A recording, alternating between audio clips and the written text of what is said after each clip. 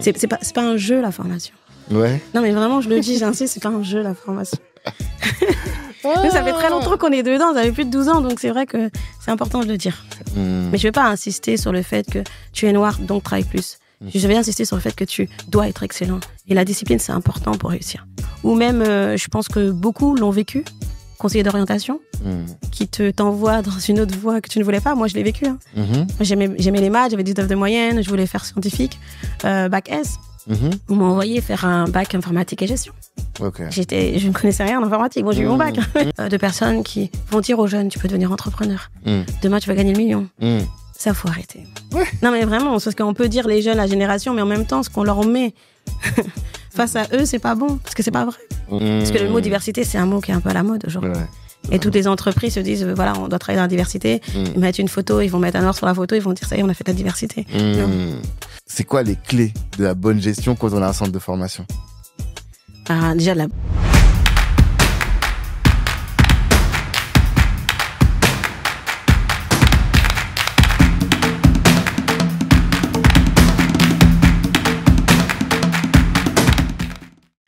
Madame Gwenola Montero, bonjour.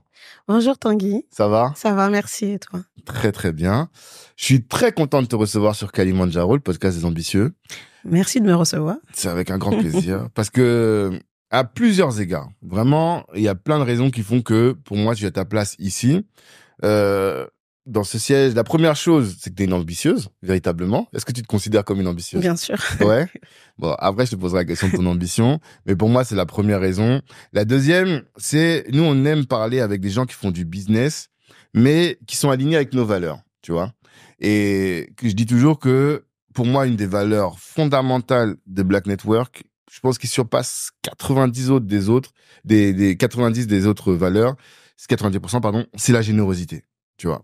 Et pour moi, tu es un exemple concret de générosité. D'où est-ce que ça devient? Comment? Bon, déjà, est-ce que tu es d'accord avec ça? Après, on se définit pas soi-même. Mais, et d'où est-ce que ça devient, ça? Je pense que j'ai toujours été généreuse. Je pense que je pourrais même pas te dire d'où ça vient. Je pense que peut-être de mon éducation. Peut-être que c'est totalement inné. Mais j'ai toujours été comme ça. Ouais, depuis tout petit. Ouais, vraiment. Bon, on en reparlera. La première question que je pose à tous mes invités, c'est celle de l'ambition, tu vois. Étant précisé, comme je te disais, que nous, le podcast, il s'appelle Kalimandjaro. Kalimandjaro, c'est en référence à cette montagne qui est la plus haute montagne d'Afrique. Et qui est cette montagne que tous, on souhaite gravir, tu vois, avec un objectif comme ça en ligne de mire. Et toi, quel est ton objectif? Quel est ce sommet de la montagne là que tu veux atteindre? Si je parle en tant que entrepreneur, pour moi, c'est vraiment par rapport à moi, mon entreprise, la principale, donc mon école. C'est vraiment qu'elle soit connue et reconnue, oui, au niveau national et international plus tard. International aussi? Oui, vraiment. Quand tu dis connue et reconnue, comment tu matérialises ça pour toi? Plusieurs écoles et puis auprès du gouvernement aussi. Parce qu'aujourd'hui, il y a énormément d'écoles, énormément de centres de formation. Et aujourd'hui, on aimerait bien que Ueno soit un peu dissocié des autres. Ouais. Et en quoi? Parce que c'est vrai que quand on arrive dans ton école, dans tes bureaux, on sent qu'il y a une volonté de dire, là, on est dans un vrai centre de formation. C'est pas les braqueurs qui viennent juste pour se faire de l'argent et tout. Non, on est dans une institution presque, tu vois, avec les drapeaux, tout ça. On rigolait la dernière fois là-dessus. En quoi ton Ueno se différencie des autres? Alors déjà, tu parles de centre de formation. Donc, on était un centre de formation. Ouais. On est devenu une école. Parce qu'aujourd'hui, on délivre quand même des diplômes du CAP au master. On fait de la formation initiale et continue. Et aujourd'hui, je pense qu'on se dissocie par rapport à notre approche. Ça veut dire que les écoles, souvent, ils ont une approche pédagogique. Et nous, on a plutôt une approche andragogique. T'as déjà commencé à m'écrire. Andragogique. Voilà. C'est quoi? Alors, pédagogique, c'est vraiment pour les enfants. Ok. Et andragogique, c'est plus pour les adultes. Ah, ok. Et donc, moi, j'étais formée à cette approche. Et donc, on a différentes méthodes et différentes façons d'accompagner, en fait, l'étudiant durant tout son cursus. Ok. Bon, ça, on va en parler dans un second temps. Donc, il y aura une première partie où on va parler plutôt de ton background, de comment est-ce que tu en es arrivé là. Et une autre partie où on parlera de ton expertise, qui est le centre de formation. Et une autre partie où on parlera du business en lui-même, du centre de formation, parce que Bon, depuis l'avènement de Calliope, CPF, on entend tout et n'importe quoi sur la formation. Et beaucoup de gens veulent y aller comme étant un peu le nouvel Eldorado, on pourrait dire. Mais t'as des gens vraiment qui exécutent d'une manière particulière pour faire quelque chose de pérenne. Donc, je sais que c'est ton cas, donc ça va être intéressant de bien le comprendre. T'as pas toujours été dans la formation, ou en tout cas, t'as pas toujours été entrepreneur. T'as beaucoup bossé à la Chambre des métiers. Et j'en parlais avec John, qui a travaillé avec... on a collaboré. Avec lequel vous avez collaboré, John de Groomers. Et il me disait, ce qui est fort avec Gwenola, c'est le travail qu'elle a fait à la Chambre des métiers, dans la création des formations et autres. Qu'est-ce que tu peux nous expliquer sur ça, sur ton travail à la Chambre des métiers? Alors, si on parle que de la Chambre des métiers, donc j'ai travaillé longtemps à la Chambre des métiers, presque 8 ans. D'accord. Et donc, j'ai travaillé avec des personnes qui étaient dans la formation déjà depuis 30 ans. Donc, j'ai pu bien me former avec eux. Et en fait, la chance que j'avais à la Chambre des métiers, c'est que c'est pas une chance, parce que c'est pas bien de dire une chance, parce qu'en fait, j'ai travaillé. J'ai travaillé, j'ai montré mes compétences, donc j'étais formatrice, j'étais responsable pédagogique. Ok. Et puis j'étais responsable de formation, et ils m'ont donné cette carte blanche de pouvoir faire un peu ce que je veux. Et du coup, j'ai pu monter des formations. Donc John de Groomers a monté la première formation Groomers, Barber. Ouais. Et ça, faut le dire, parce qu'aujourd'hui, maintenant, on a L'Oréal, etc., qui ont pris ces formations. Mais le premier à avoir monté cette formation, c'est John, à la Chambre des métiers, parce qu'on a collaboré ensemble. Et donc voilà, et on a ouvert les portes à d'autres formations de la communauté. Et c'est là où on avait démarré avec John. On a fait un gros travail, et puis pour permettre aussi à toute la communauté de pouvoir se former et puis grandir. C'était quoi ton poste à la Chambre des métiers?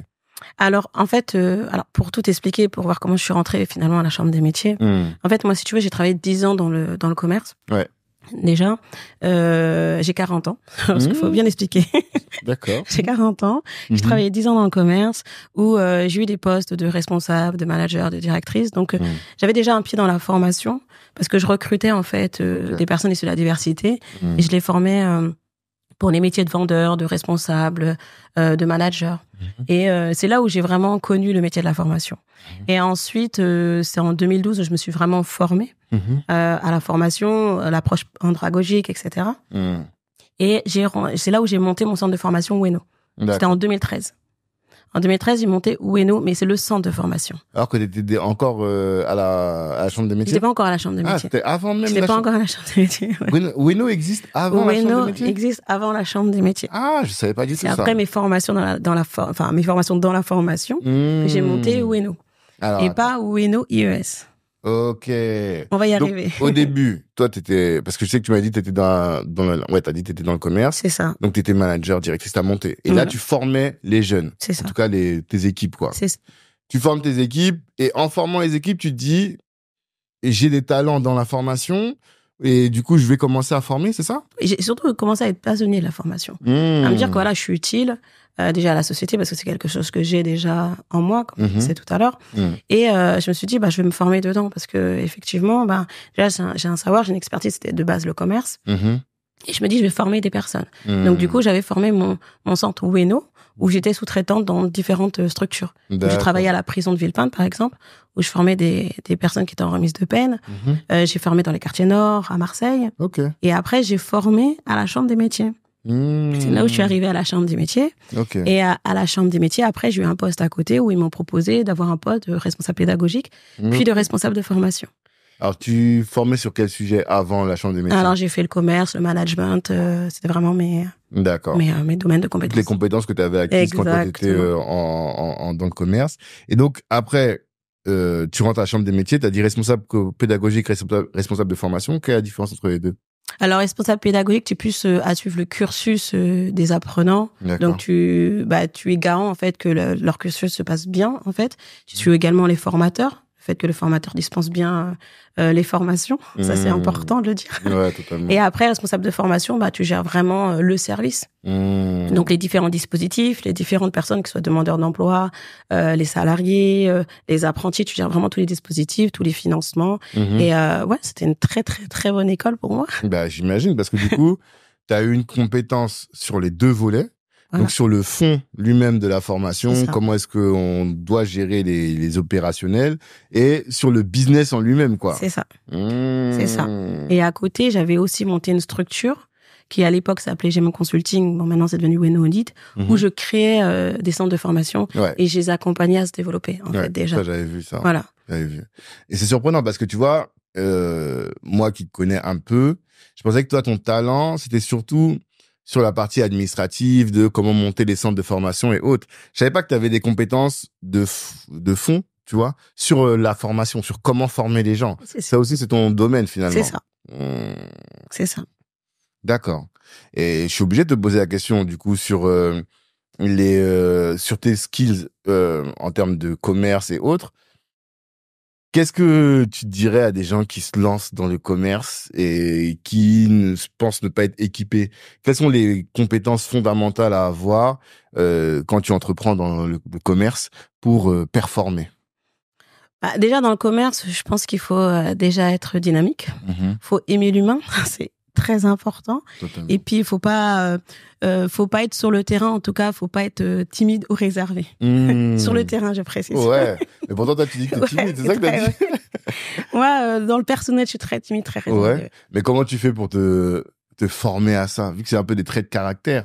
Après t'as des formations même de développement personnel, tu sais, t'as une motivation qui est intrinsèque et du coup dès que t'es sur le terrain t'es différente. Tu vois, tu es différent de quand t'es dans ta vie personnelle. C'est un peu quand t'es dans ton aire de jeu, tu vois. Donc c'est ça. Tu crées un personnage. C'est ça. Moi quand je suis dans la formation, c'est une passion pour moi. Ouais. Donc dans la formation, je vais pas être timide, tu vois. Mais dans ma vie personnelle, oui, je suis quelqu'un de très réservé. Et avant tout ça, donc avant le commerce, avant la formation dans le commerce, toi, tu voulais faire quoi dans la vie? Alors moi, je voulais être responsable d'un magasin. J'aimais beaucoup le commerce, j'aimais beaucoup la mode, et je voulais vraiment être responsable. Donc j'avais fait des études pour ça, et donc finalement, je suis responsable et plus de ma structure. Donc c'est ouais. Mais même avant ça, donc avant de rentrer à la chambre d'été, t'étais déjà responsable au final. Oui, bien sûr. Donc t'avais atteint ton objectif, quoi. Oui, bien sûr. Mais moi, en fait, j'ai démarré, si tu veux, mon premier métier, j'ai démarré au Quick. Ouais. Où j'étais équipière, et après je suis montée très vite manager. Et donc finalement, quand tu travailles dans la restauration rapide, on te prend rapidement en tant que responsable ou directeur dans d'autres structures. Donc ça a été très vite. Ouais, ça a été très vite. Et quelles étaient, à ton avis, les qualités qui t'ont permis de gravir les échelons dans ces organisations? Je pense la discipline. Ouais. Et on dit souvent la discipline et l'excellence, et je pense que c'est ça. Parce que finalement, dans ces métiers-là, on doit être discipliné parce qu'il y a un cadre, et derrière tu formes. Et tu dois être exemplaire en plus. Donc il y a une discipline à avoir, et puis de l'excellence, parce que voilà, on représente en fait, on est l'image de notre équipe en fait, et surtout notre équipe sera à l'image de son responsable. Surtout. Totalement. Et t'as toujours été disciplinée, même toute petite, ou c'est quelque chose que t'as développé par la suite? Oui, alors moi déjà je suis une fille de militaire. Ah, je savais pas ça. Donc chez nous la discipline c'était vraiment, de ouf. C'était très important. Après bon voilà, faut se le dire, hein, je suis une femme. Voilà, les filles dans une famille, bon, nous c'est les études, c'est important, on n'avait pas le droit forcément de sortir. Enfin moi j'avais pas le droit de sortir avant mes 18 ans. Ah ouais? Donc il y avait que des études. C'est bien. Donc je pense que tout ça a joué. C'est pour ça que je dis que l'éducation ça a été aussi important pour moi aussi. Donc on t'a inculqué la discipline depuis tout Bien petit. sûr. Et comment ça se matérialisait, genre les heures de réveil, les faire son lit avant? Pour moi les militaires ils font tous leur lit avant de sortir. C'est ça. Mais de toute façon c'est le lit. On peut pas aller à l'école si le lit n'est pas fait. Ah ouais? Non mais il y a tout ça, et puis il y a le fait aussi bon, les parents, dans notre génération, les parents disaient beaucoup, bon, t'es noir donc faut que tu travailles 2 fois plus que les autres, et ça on l'avait beaucoup, vraiment mes parents me l'ont beaucoup dit. Ouais.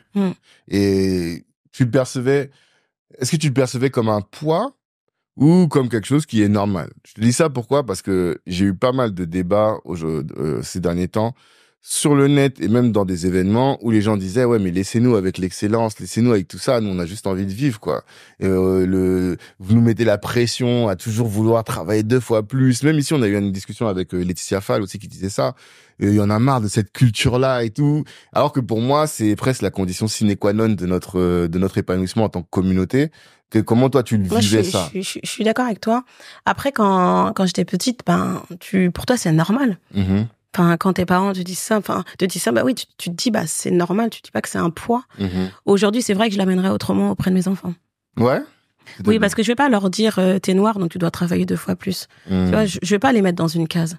Par contre, là où je vais insister, c'est sur l'excellence et la discipline. Mais je vais pas insister sur le fait que tu es noir, donc travaille plus. Je vais insister sur le fait que tu dois être excellent. Et la discipline, c'est important pour réussir. Voilà, c'est juste comme ça que je vois les choses. Non, mais c'est intéressant. Et je pense que il y a une réalité. Alors, je sais pas pourquoi pas les mettre dans une case en tant que noirs. Parce que la vie va leur apprendre qu'ils sont noirs, tu vois, et que ça... Et en fait, noir, moi j'ai toujours que noir, c'est plus qu'une couleur, c'est une réalité sociale et qui t'oblige à avoir un certain comportement, non? Oui, mais dans ce cas-là, parce que moi je suis noire et en plus je suis une femme. Ouais, en plus. Donc moi je vais pas me définir avec ce prisme du genre ou de la couleur. Moi je préfère que mes enfants, ou même moi-même, je me définis par rapport à mes compétences, mes valeurs, mon travail acharné en fait. Et je pense que de se dire, des fois ça peut être, on peut se mettre des barrières en disant à nos enfants, bah t'es noir donc et en fait moi je pense que le discours quand on dit t'es noir donc, bah l'enfant ça lui met une barrière. Il se dit déjà bah pourquoi en fait? Alors que si on parle directement d'excellence et de discipline sans lui dire, il sait qu'il est noir. Ouais. Là, je comprends l'aspect barrière qui peut conduire à dire je suis noir, donc normalement je suis moins bon, donc je vais devoir faire plus. Non, ça fait partie de son identité. Mais après, c'est pas ça qui va le... Je vois ce que tu veux dire. Je vois très bien ce que tu veux dire. Nous devons absolument apprendre à valoriser notre patrimoine. Qui possède des baskets Nike? Qui possède un téléphone Apple? Qui possède un sac de Louis Vuitton? En 2024, une société qui n'est pas malade ne se contente pas de posséder uniquement les produits, mais elle possède aussi des actions. Est-ce que vous savez combien ces boîtes-là ont distribué de dividendes à leurs actionnaires? Nike, 2 milliards, LVMH, 7 milliards, Apple, 15 milliards. Continuer dans ce sens, consommer sans avoir des actions, c'est jeter son argent par les fenêtres. Et ça, c'est ce que vous apprend la Nekao School. Que vous soyez confirmé ou débutant, vous allez acquérir les connaissances pour avoir une épargne solide et pour faire quelque chose qui est fondamental, c'est-à-dire valoriser son patrimoine à travers 4 piliers. 1. Optimisation de tes finances. 2. Apprentissage du mode de fonctionnement des marchés financiers. 3. Compréhension de l'écosystème crypto. Et enfin, tout ce qui est lié à l'immobilier. Vous avez de la chance, vous êtes dans l'écosystème, vous êtes un auditeur du podcast Kalimandjaro. Vous avez, grâce à nous, une réduction de 10% sur la Nekao School. N'attendez plus, cliquez en commentaire et passez à un autre step, qui est celui de la valorisation du patrimoine. La communauté en a besoin. Pour revenir un peu à la Chambre des métiers, donc tu as dit que responsable pédagogique puis responsable de formation. La question c'est qu'est-ce que tu as tant apporté que ça? Parce que John il arrêtait pas de dire ça, tu vois. Qu'est-ce que tu as tant apporté? T'avais envie et pourquoi aussi tu as tant apporté? Les deux questions. Alors je pense que John il dit ça tout simplement parce que comme je suis encore passionnée de la formation. Ouais. Ça veut dire que John, moi je l'ai rencontré dans son salon. D'accord. Et j'allais coiffer mes fils, en fait. Et j'ai découvert le métier de barbeur dans ce salon. Et donc, je lui ai parlé et je lui ai dit, comment tu formes tes barbeurs? Il me dit, je les forme chez moi, etc. Enfin, c'est tout. Et je lui dis, mais en fait, est-ce que tu es payé pour ça? Il me dit, non. Je les forme, c'est mon travail, je les forme, et après, je les mets sur le terrain. Ouais. Et je lui dis, c'est à ce moment-là que je lui dis, écoute, t'as un talent, en fait, parce que c'est un talent. Et je lui ai dit, t'as un talent, donc viens, on fait quelque chose à la Chambre des métiers. Moi, je travaille à la Chambre des métiers, et je peux mettre des formations en place. Et je pense qu'il y a beaucoup de jeunes et adultes qui vont vouloir faire cette formation, et toi, en plus, ça va te permettre de recruter derrière. Et c'est de là qu'est partie cette formation. On a eu beaucoup de financement, et il a créé le premier CAP Option Barbeur. CAP coiffure du coup, mais option barbeur. C'était le premier qu'on avait créé ensemble. Mais il me semblait qu'il y avait d'autres trucs. Il y avait français langue étrangère aussi. Il y avait pas mal d'autres. On a mis plein de choses en place. Même à l'époque, on avait même développé le Silasil avec Silenco. Ouais. Voilà, non, mais on a fait plein de choses. On a fait plein de choses à la Chambre des métiers. Mais c'était bien parce que j'avais vraiment carte blanche, mais tout simplement parce que je fournissais un bon travail. Donc, ils me faisaient confiance. Et derrière, la Chambre des métiers se développait. On a ouvert plein de formations. Même le CAP barbeur en apprentissage, s'il n'avait jamais fait avant. Donc voilà. Donc non, on a développé pas mal de choses dans la Chambre des métiers. Et qu'est-ce qui te passionne tant dans la formation? Le fait de pouvoir être une actrice majeure de l'insertion et de la réinsertion. Aujourd'hui, en France, c'est quand même problématique. Donc, je pense qu'aujourd'hui, si nous-mêmes, on n'aide pas, alors qu'on a les compétences pour, voilà, on ne sert pas à grand-chose. Et moi, j'ai envie de servir à quelque chose. Ouais. Oui, j'ai envie d'être utile à la société quand même. Ah, là, c'est intéressant parce que tout à l'heure, quand je t'ai demandé quelle était ton ambition, t'as parlé tout de suite de « je veux que mon centre soit big, reconnu en France, en Europe, je sais plus si t'as dit Europe, mais en tout cas à l'international. » Et là, tu parles d'autre chose finalement. Tu dis j'ai cette mission finalement. Je me donne une mission qui est d'être utile. Via Ueno. Ouais, j'ai bien compris que c'était via Ueno, mais t'es d'accord avec moi que c'est deux choses différentes, tu vois. Et finalement, ça pose la question du pourquoi. Pourquoi est-ce que tu veux que Ueno soit si visible? C'est parce que derrière, tu veux que ce soit utile. Qu'est-ce que tu entends par là, tu vois? Et utile comment? Pourquoi? Enfin, c'est ça qui m'intéresse un peu.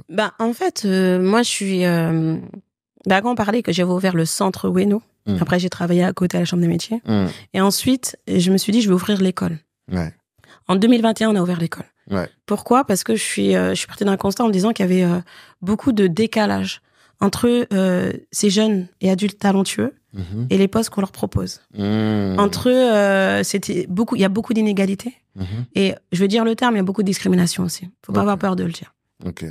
Quand tu vois que en formation, on en parle beaucoup parce que c'est pas trop médiatisé, mais quand tu vois que pendant la formation, il y a des gens qui sont refusés dans des écoles, ou même, je pense que beaucoup l'ont vécu, conseiller d'orientation, qui t'envoie dans une autre voie que tu ne voulais pas. Moi, je l'ai vécu. Moi, j'aimais les maths, j'avais 19 de moyenne, je voulais faire scientifique, bac S. On m'a envoyé faire un bac informatique et gestion. Je ne connaissais rien en informatique. Bon, j'ai eu mon bac. Je connaissais rien dans l'informatique, mais ça, c'est de la discrimination. Et donc, aujourd'hui, c'est de se dire, non, faut déconstruire, reconstruire, et puis se dire que c'est pas normal, en fait. Et je pense qu'on a tous le droit à cette chance. Et de se dire qu'on va aller chercher ces jeunes issus de la diversité et adultes, je dis bien jeunes et adultes, pour les aider à aller là où ils veulent aller. Parce que finalement, nous, on n'est qu'un outil, en fait, pour les aider. Nous, c'est pas nous, c'est eux, finalement. Et toi, ton objectif, c'est de former combien de jeunes? T'aimerais avoir, enfin, de personnes d'ailleurs, parce que t'as parlé de t'as dit quoi? Andragogie? Andragogie. Andragogie, voilà. Ton objectif, c'est d'avoir formé combien de jeunes? Combien de gens? Alors, je dirais pas combien, mais un maximum. Ça veut dire qu'aujourd'hui, nous, on est à Paris, donc à Rony. On a une 330 jeunes qu'on forme, et adultes. Je dis bien jeunes et adultes. Parce que j'ai bien compris. C'est de 16 ans à pas d'âge. Et là, on a ouvert Marseille. Là, Lyon s'ouvre là très prochainement. Je pense que la rentrée sera en novembre. Donc, c'est pas tant le nom, parce qu'en fait, je peux pas vraiment te dire. Il y a un maximum de personnes, en tout cas, toutes les personnes qui sont dans le besoin. C'est vraiment ça la réponse. Non, parce que le marché est énorme, tu vois. Le marché de personnes. La formation est énorme. De la formation. Mais te connaissant, c'est pas tant le marché de la formation qui t'intéresse. C'est le marché de personnes à former, tu vois. Oui, mais je te dis le marché de la formation parce que finalement, si le marché de la formation est énorme, c'est parce qu'il y a beaucoup de personnes qui ont besoin d'être formées. En fait, ça va ensemble. Totalement. Et c'est pour ça que je me demande, toi, dans cette aventure-là, combien toi t'aimerais avoir drivé ou accompagné de personnes, tu vois? Parce que là, tu dis 300 à Rony, c'est le début à Marseille, c'est ça? Marseille, Lyon, ça va commencer. Ouais, Marseille, Lyon, on est dessus en ce moment. Ça va commencer, tu vois. Et je me dis, le jour où Ueno Formation sera big, tu vois? Je dirais 1000, mais après, je te dirais, une fois qu'on est à 1000, je dirais 2000, après, je dirais 5000. Voilà. Mais voilà, tant que les gens sont dans le besoin, Ueno sera là et on aidera. Non, c'est top. Et là, du coup, qu'est-ce qui te satisfait le plus dans ce que tu as fait? Je parle même pas encore de Ueno, parce qu'après, on va venir. Mais dans ton activité à la Chambre des métiers, qu'est-ce qui te satisfait le plus? Est-ce que tu as des témoignages de personnes que tu as senti finalement impacté par ton activité? Oui, j'en ai. Tu sais, quand j'ai commencé à former en 2012, j'ai des personnes aujourd'hui que j'en vois. Et qui ont changé aussi. Ouais. Parce que j'ai eu des personnes qui étaient totalement, ils voulaient pas du tout se former. Et pour eux, la formation, qui disait formation, disait professeur. Enfin, pour eux, il y avait une image de la formation et un traumatisme par rapport à l'école. Un traumatisme, par rapport. Surtout, il y en a beaucoup par rapport à l'éducation nationale. Donc, je ne crache pas sur l'éducation nationale, attention.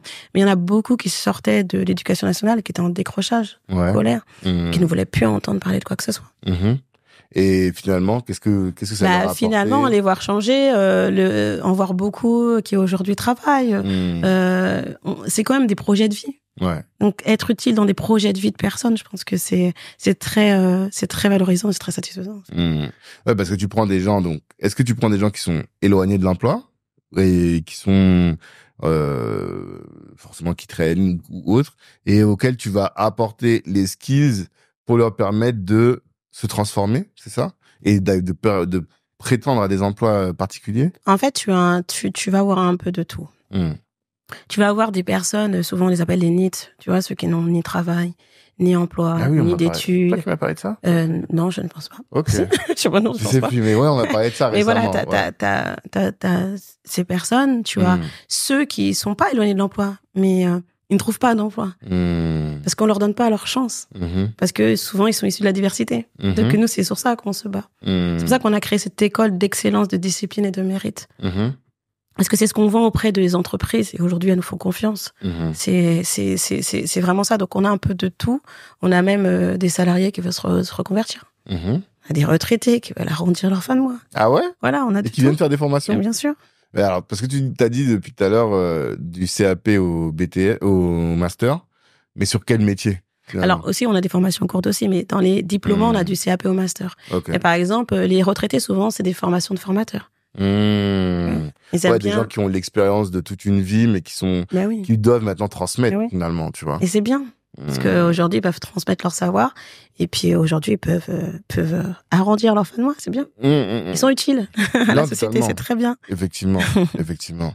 Et donc, quel est le jour 1? Le jour où tu t'es dit, bon, là, tout ce qui s'est passé à la chambre de métier, c'est bien.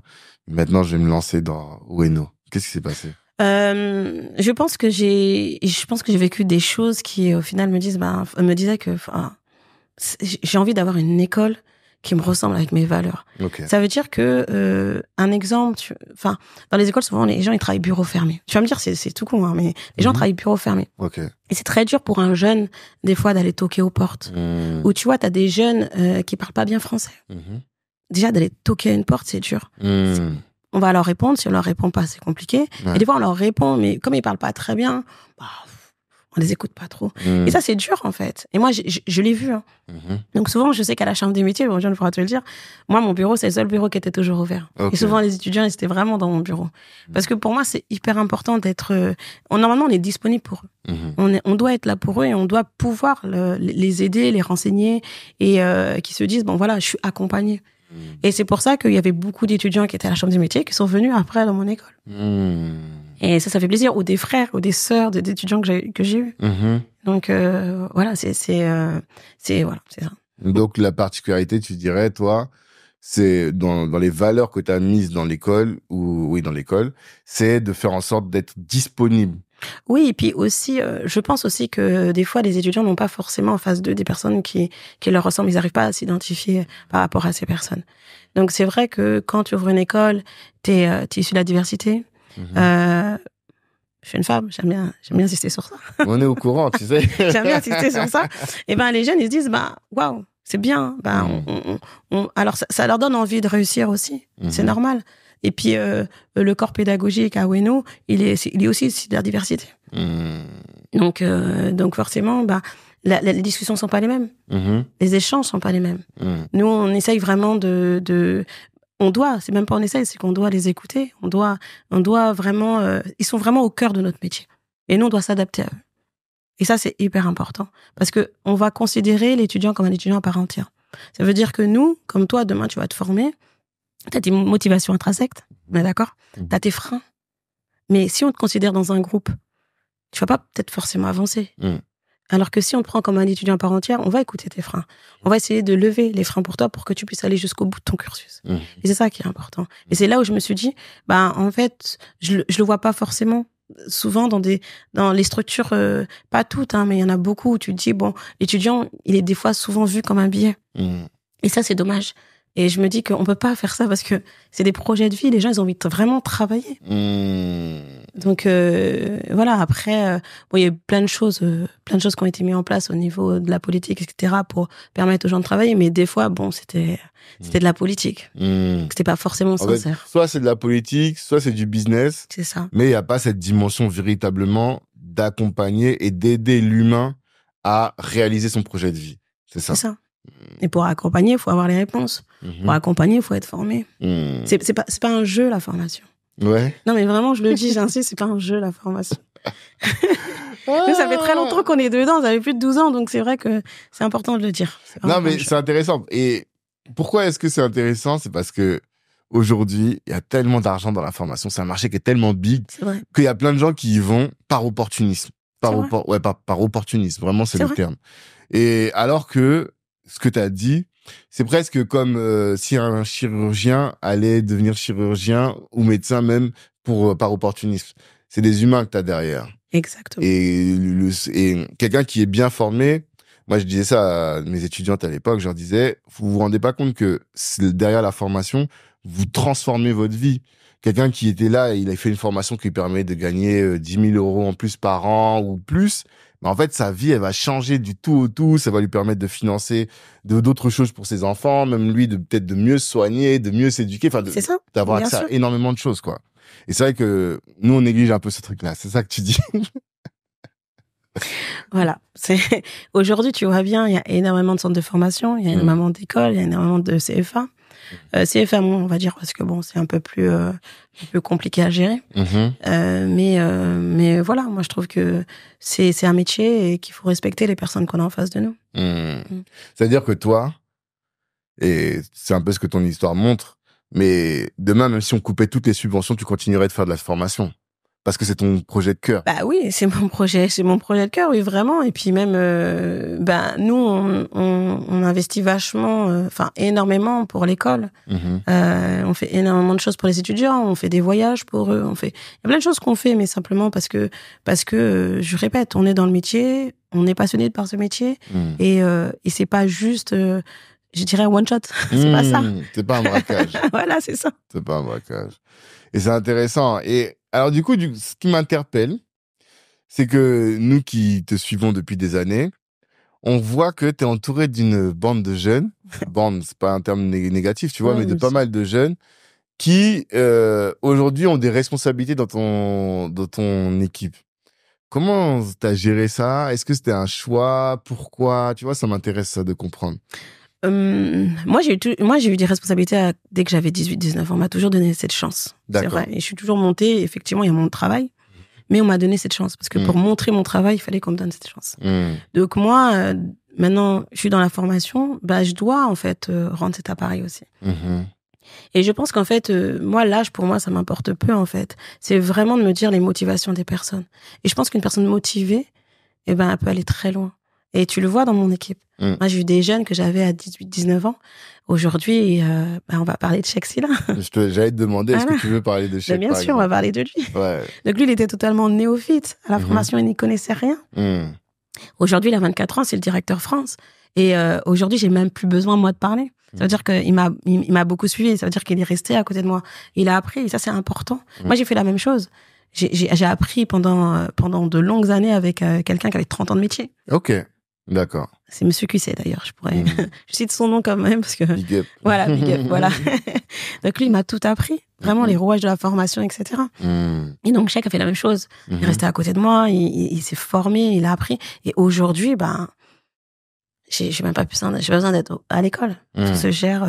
Lui gère tout. Ouais, il gère tout, vraiment. Et t'avais pas peur parce qu'en fait, se confier ou en tout cas donner de la confiance à un jeune, c'est un risque aussi, tu vois, d'une certaine manière.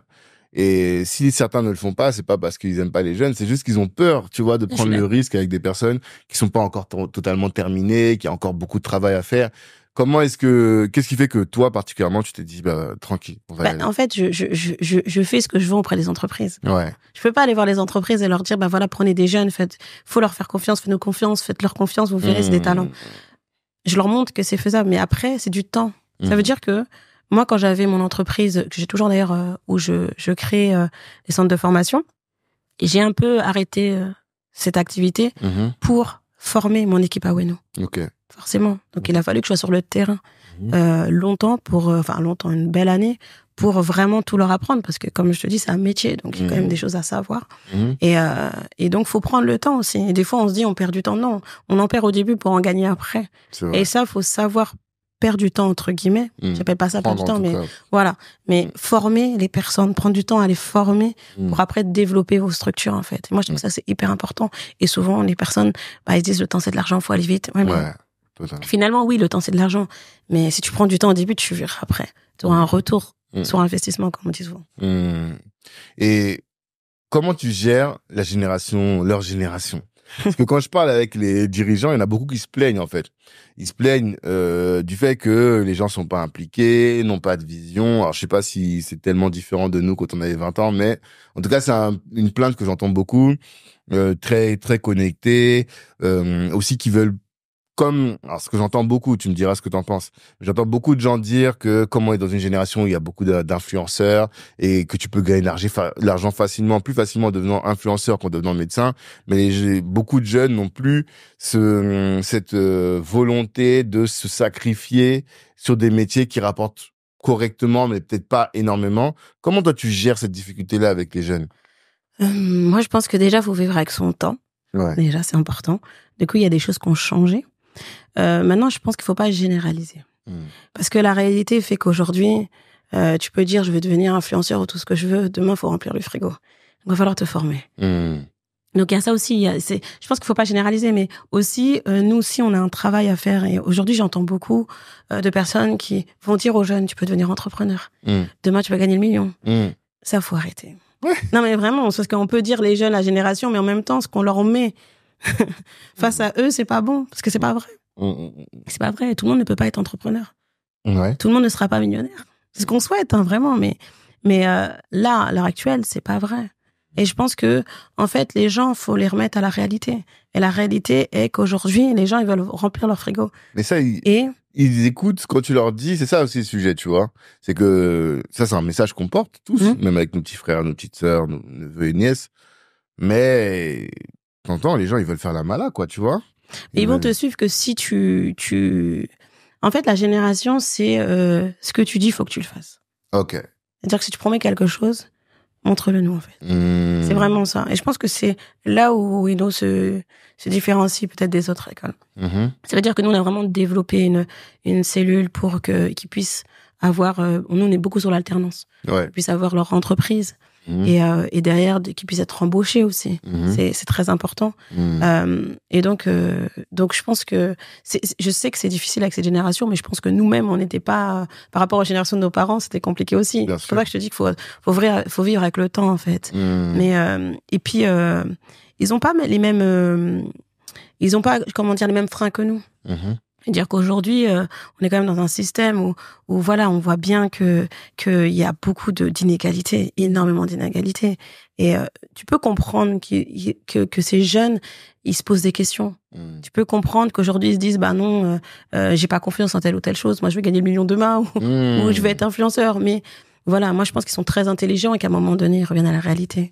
Et c'est pour ça qu'aujourd'hui, dans les écoles, on a quand même, surtout les écoles alternatives, on a quand même beaucoup de jeunes qui viennent se former pour avoir un métier derrière. Et est-ce que tu as une stratégie en termes de métier pour être sur des métiers qui vont être très rentables? Moi, justement, j'avais une discussion avec George. Je disais, ouais, tu sais, former les jeunes à devenir barbeur. Ouais, Mais t'as des jeunes qui peuvent devenir bizdev, donc business developer, et ils vont gagner 4, 5, 6 fois plus qu'un barbeur pour autant de temps de formation.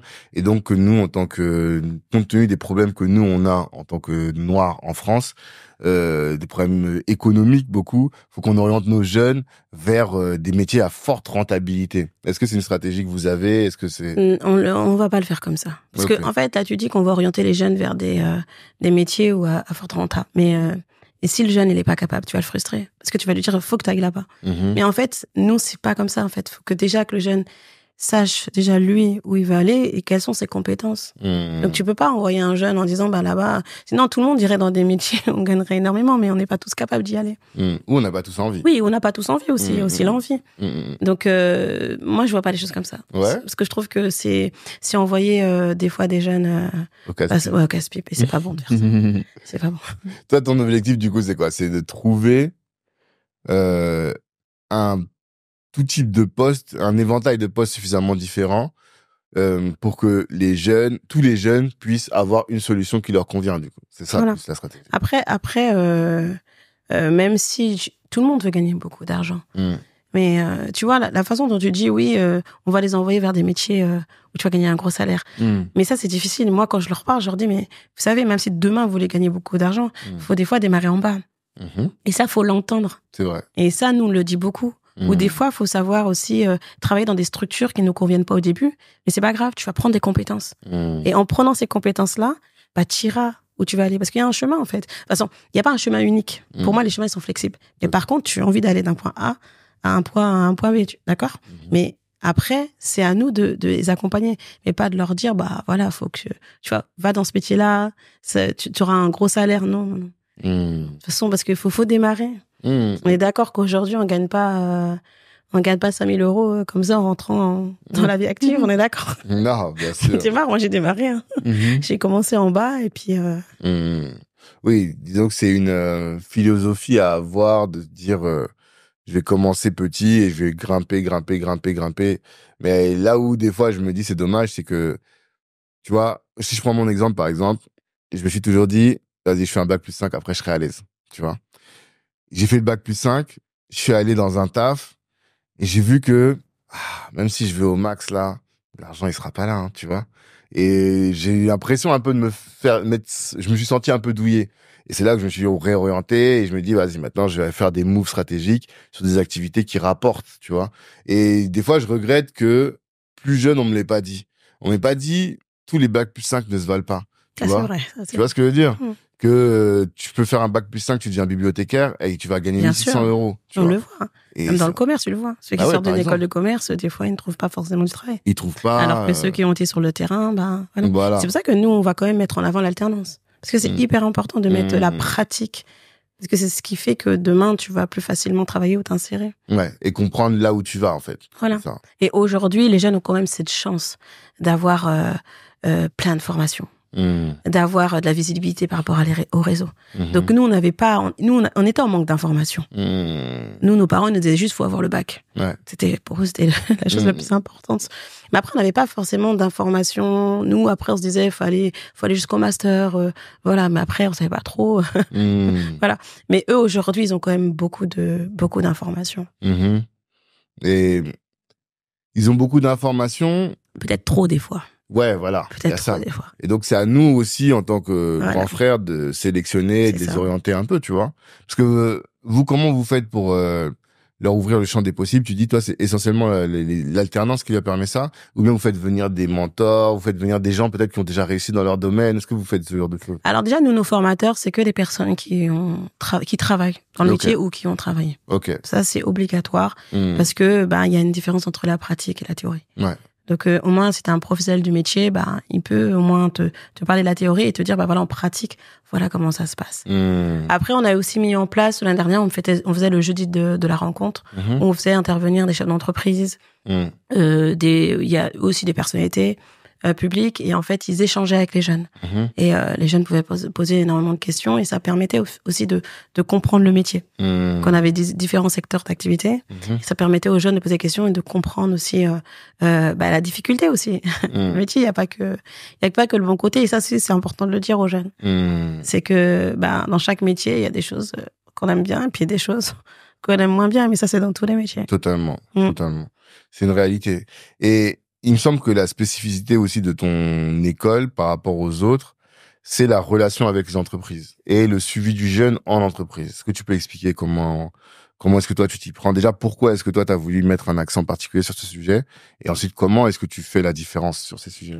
Tout simplement parce qu'aujourd'hui, quand tu entends que les entreprises n'arrivent pas à trouver de personnel et qu'en face, tu te dis qu'on a beaucoup de jeunes et adultes issus de la diversité qui, eux, n'arrivent pas à trouver d'emploi, tu te dis, va falloir faire le pont, en fait, tout simplement.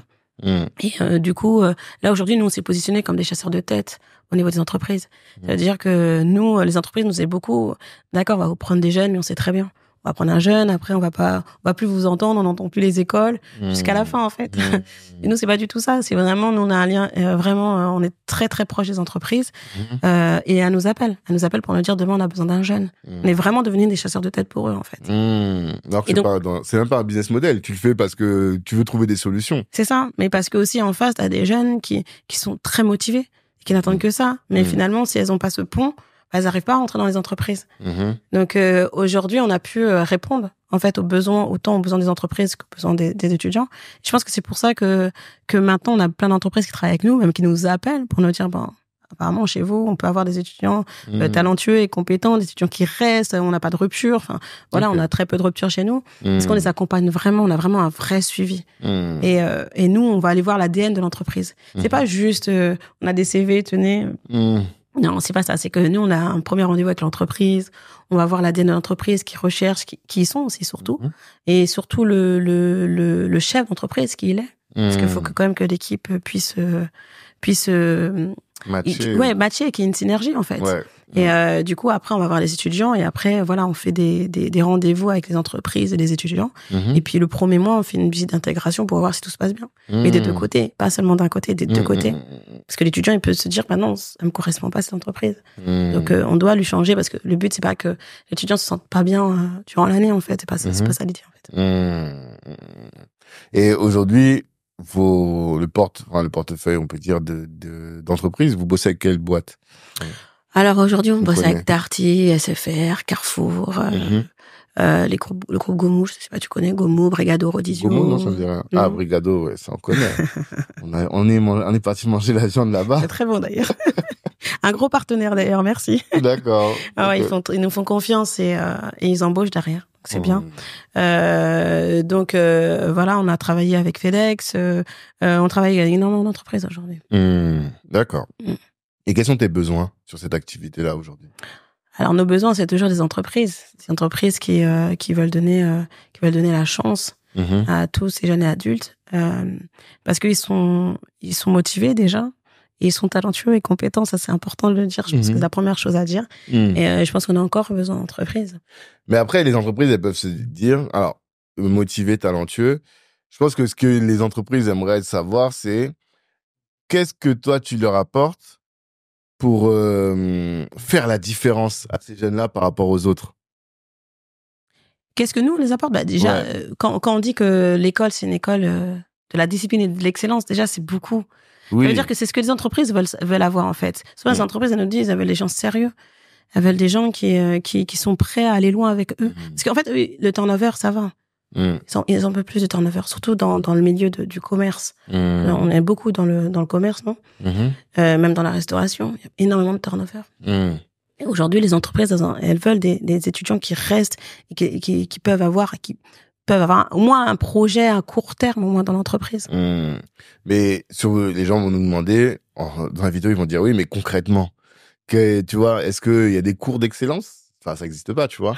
Comment est-ce que tu t'assures? Qu'est-ce que tu donnes comme dans ta recette pour faire en sorte que... Pas dire toute ma recette. Non, bien sûr, je me doute bien. Non, mais si tu veux savoir, déjà, on travaille avec des coachs qui déjà, avant de commencer les cours, nous, on peut dire un SAS d'entrée. On va dire ça comme ça, ou une pré-rentrée. D'accord. Et du coup, on a des coachs qui viennent pendant un mois pour connaître les motivations intrinsèques des jeunes, pour faire du développement personnel, parce que ça, c'est important.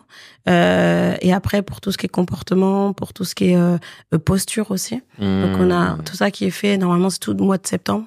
Okay. dans avant la rentrée. Quoi. Avant la rentrée. Ok. Ensuite, nous, c'est vrai qu'on a mis aussi en place les tenues. Ok. Chez nous, le t-shirt Weno, le manteau Weno, enfin voilà, on a tout ça. On est dans la discipline. Faut être dans l'excellence de la discipline. Okay. Donc en fait, on les met quand même, on les prépare à tout ça. Des tenues pour les étudiants? Oui. Ok.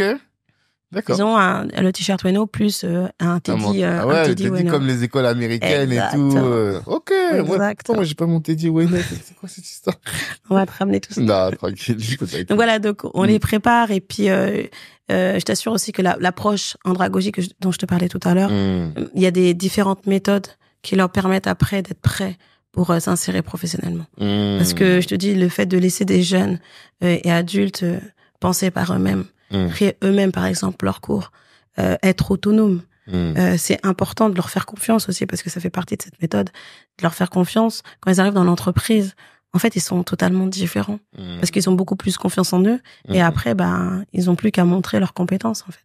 Et parce que en fait, pourquoi je te pose ça? J'insiste un peu là-dessus, et là c'est plus au-delà même de la formation, c'est plus sur l'aspect entrepreneurial. Ce matin encore, j'avais une discussion avec un entrepreneur et je lui disais, tu sais, toi, t'es un entrepreneur particulier parce que ton désir d'excellence se manifeste dans la manière dont tu opères. Tu vois, et je le connais très bien. Donc même dans sa vie privée, les choix qu'il va faire sur l'éducation de ses enfants. Enfin, tu vois, l'excellence se caractérise par plein d'activités et plein d'actions concrètes dans la manière dont tu vas opérer ton business. C'est pour ça que je te pose cette question. Là, tu l'as dit à plusieurs reprises. T'as dit discipline, t'as dit excellence. Du coup, et c'est des critères qui sont recherchés par les entrepreneurs, comme tu l'as dit. Tu vois, si demain je recrute un jeune et que je vois que il a des soft skills, tu vois, qui sait comment se comporter avec les autres, qui respecte, savoir-être, qui respecte les horaires et tout. Tout de suite, je vais me dire, mais ce petit-là, je peux l'amener avec lui, on va aller loin, tu vois. Et si je sais que dans ton centre de formation, vous mettez concrètement ou de manière pratique, vous insistez en tout cas sur vous êtes un point d'honneur, voilà, c'est ça que je cherchais, à faire en sorte que le jeune développe ces qualités-là, forcément, je vais dire, mais je vais aller chez vous. C'est pour ça que j'essaie de comprendre concrètement comment vous faites, tu vois. Comme je dis, je veux pas tout te dévoiler, mais c'est parce que forcément, si Weno se distingue des autres, en fait, c'est parce qu'on a cette force, en fait. Et donc, comme je te dis, je te donne une partie, c'est vraiment le SAS d'entrée où on leur apprend tous ces soft skills, etc. Mais après, on peut pas, je vais pas tout te dévoiler. Je vais pas dévoiler ta secrète sauce. Oui, nous, aujourd'hui, on arrive à rentrer plus de 300 jeunes dans les entreprises. Bon, c'est parce que, voilà, derrière, on arrive à leur fournir leur permettre d'avoir des personnes compétentes avec vraiment de la posture et c'est important. Et qu'ils puissent contribuer surtout au développement de leur entreprise. C'est ça qui est important. Non, mais, et comme tu l'as dit, tu l'as vécu, tu le vis toi-même. Mais bien sûr. Moi, j'ai le souvenir, t'as dit Chèque. Il y avait un petit qui s'appelait Adelaine aussi, c'est ça? Il est toujours là. Il est toujours là, tu vois. Responsable adjoint France, responsable de l'andragogie. C'est ça. Donc, tu vois, c'est des jeunes que nous, on a vus. Moi, je l'ai vu, je sais pas si c'était avant le Covid. Non, c'était après le Covid, hein, quand même. C'était au tout début. Non, après Covid. Après Covid, ouais. Peut-être 2021. Donc, tu vois, je le vois. Et à chaque fois, je vois tes stories. Je vois aussi quand vous faites de l'humanitaire, il est là. Ouais. Je vois tes stories, je le vois encore. Je dis, mais le petit, là, il va jamais partir, tu vois. Alors que normalement, aujourd'hui, voilà, il y a beaucoup de turnover. Et c'est là où je me dis, mais, elle doit avoir un truc secret, quoi. Mais tu sais, l'autonomie, c'est très important dans une entreprise. Aujourd'hui, les jeunes, nous, à notre époque, déjà, on avait un travail, c'est très bien. Ouais. C'est très bien. Ouais. Aujourd'hui, les jeunes, c'est pas ça. Ils veulent de l'autonomie. Ils veulent du sens. Ils veulent du sens. Faut donner du sens à ce qu'on fait. Ça, c'est important parce que, tu vois, Adelaine ou Chèque, ils comprennent. Ils vont faire quelque chose, mais ils savent pourquoi ils vont le faire. C'est pas juste, on le fait parce que Gwenola nous a demandé de le faire. Non. Et aujourd'hui, le fait de donner du sens à tout ce qu'ils font, le fait de les laisser autonomes, le fait de leur laisser des responsabilités aussi, parce que c'est important, c'est quand même des grosses responsabilités. Je pense que les jeunes ont besoin de ça aussi. Et de leur faire confiance, c'est très important. Et tu communiques beaucoup avec tes équipes, sur la culture, sur le pourquoi ils font les choses?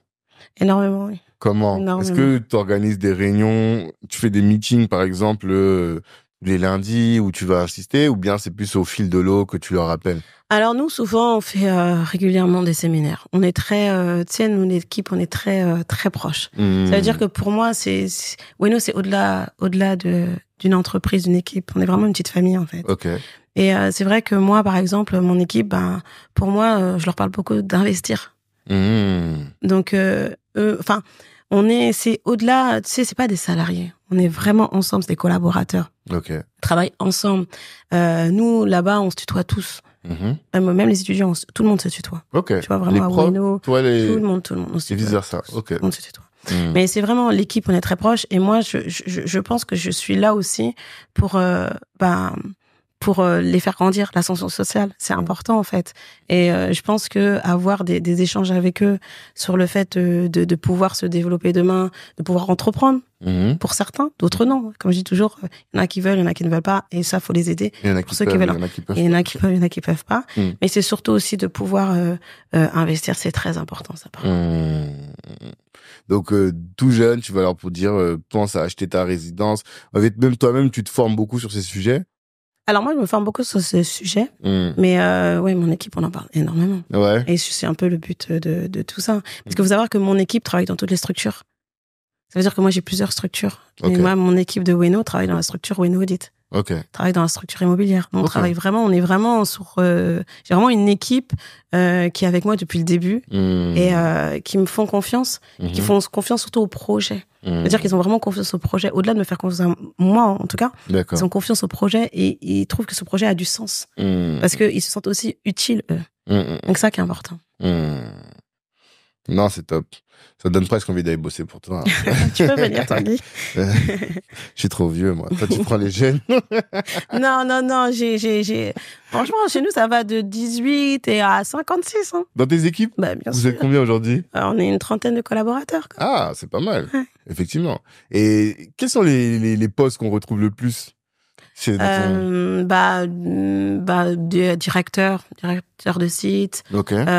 Responsable andragogique, chargé administratif, formateur. On a des responsables, enfin on en a une aujourd'hui, responsable audit et contrôle interne. Donc voilà, on a pas mal. Enfin c'est de toute façon les postes qu'on a à Rony, c'est ceux qu'on va avoir sur Marseille, sur Lyon et autres. Voilà.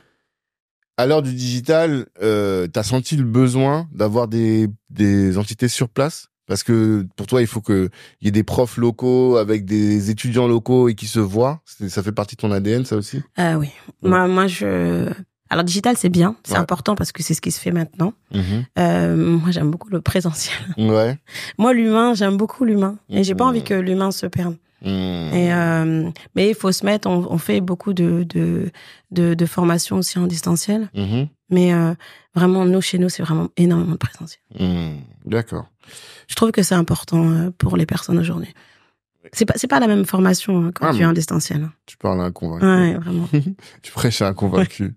Et quand t'es allé développer Marseille et maintenant que tu vas à Lyon, quels sont les challenges quand on ouvre comme ça en dehors de sa zone de prédilection?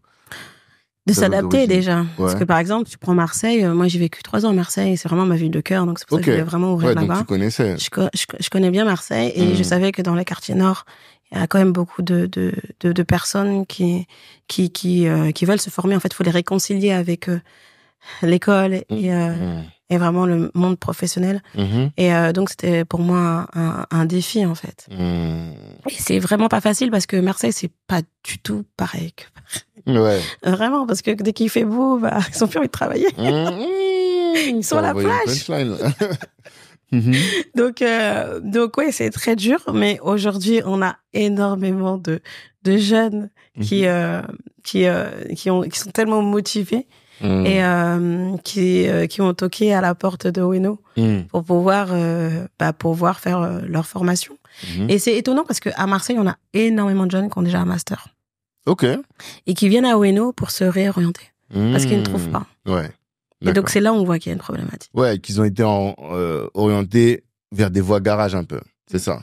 D'accord. Et vous les orientez vers des métiers où il y a de la tension. Est-ce que tu crées tes formations? Alors, excuse-moi, il y en a certains qui n'ont pas été mal orientés parce que c'est vraiment ce qu'ils veulent faire. Mais on va les aider plutôt à pouvoir rentrer dans une entreprise. Ah. Parce que des fois, c'est ce que tu disais tout à l'heure. Ce qui manque, c'est les soft, enfin, tout ce qui est tout autour. C'est pas t'as le diplôme, mais t'es pas employable. C'est ça.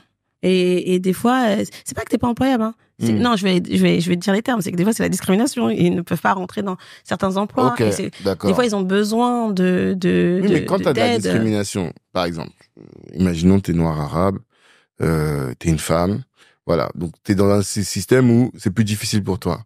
Mais comment tu pallies ce problème?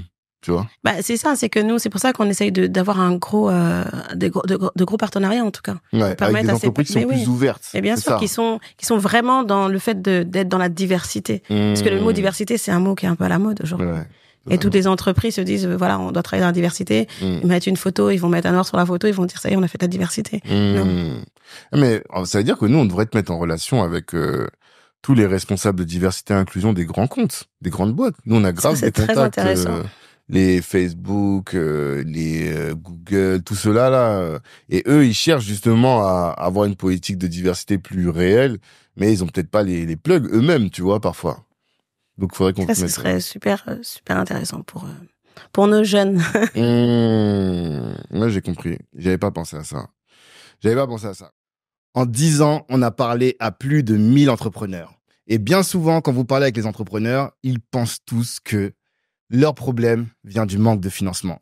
Mais quand on les écoute, quand on écoute leurs problématiques, on comprend très bien que la vérité, la difficulté est ailleurs. Les entrepreneurs se plaignent du manque de cash. Premier trimestre en haut, deuxième trimestre en bas, troisième trimestre en haut. Et ça, c'est un problème de gestion de la trésorerie. Ils se plaignent aussi des relations avec les salariés. Ils ont du mal à transmettre leur savoir à tous leurs employés ou ils ont du mal à retenir les talents ou à choisir le bon talent pour la bonne tâche. Autre problématique qu'ils rencontrent, c'est cette difficulté qui consiste à savoir quelle décision prendre pour le bien-être de la boîte. Est-ce que j'ouvre cette boutique maintenant? Est-ce que je vais à l'international tout de suite? Quelle est la stratégie pour la pérennité de mon entreprise? Enfin, l'entrepreneur se plaint souvent de la solitude. Quand on est entrepreneur, on ne sait pas à qui on peut parler pour se confier sur les problématiques que l'on rencontre dans sa boîte. Pour tous ces problèmes, nous avons une solution, qui sont les Kali Business Club. Qu'est-ce que c'est? C'est des clubs privés dans lesquels on va apporter à l'entrepreneur la formation et les mentors pour lui permettre d'exploser le plafond de verre et de devenir véritablement un entrepreneur accompli et de dépasser ses limites. Qu'est-ce qu'on va faire dans ce cadre-là? On va faire des formations en matière de leadership, des formations en matière de gestion d'entreprise, en matière également de marketing et communication et de stratégie d'entreprise. À côté de ça, on organisera des dîners avec des entrepreneurs qui ont déjà réussi ce pourquoi, en tant qu'entrepreneur, vous vous battez tous les jours et qui sont à disposition pour vous mentorer. Qui peut intégrer le club? Il ne s'agit pas d'un club pour les créateurs d'entreprises. C'est un club pour les dirigeants, pour les entrepreneurs qui font déjà plus de 100 000 € de chiffre d'affaires. Comment faire pour s'inscrire? Si vous voulez plus d'informations, allez dans la description du podcast et vous aurez tout pour savoir comment vous pouvez rejoindre ce club qui vous permettra, je le sais, grâce aux formateurs qu'on a sélectionnés, grâce aux mentors qui seront à votre disposition pour vous accompagner, eh bien, vous aurez toutes les clés pour pouvoir exploser le plafond de verre et déployer votre entreprise. Une autre de tes activités, est-ce que c'est Weno Audit qui s'occupe de ça, qui accompagne les personnes à créer leur centre de formation et à obtenir le Calliope? C'est ça. Ok, d'accord. Parce que moi, je t'ai vu à l'œuvre là-dessus et bon, je suis toujours surpris de voir à quel point tu maîtrises de manière très pointue chacune des exigences pour obtenir Calliope. On dirait, tu te réveilles le matin et tu lis les journaux officiels. Je t'ai dit, je suis une passionnée. C'est ça que j'ai vu. J'ai des livres, je reçois toutes les 2 semaines des bouquins d'information. Ok, d'accord. Non, mais vraiment. Ouais. Ah, on se rend pas compte. Non, hein. mais vraiment. J'étudie tout le temps, je me forme moi encore aujourd'hui. Ouais. J'apprends encore. C'est quoi, par exemple, ta routine pour te tenir au courant de tous ces sujets-là? Je fais de la veille, tout simplement. C'est que je m'abonne à de la documentation, ce qui est normal.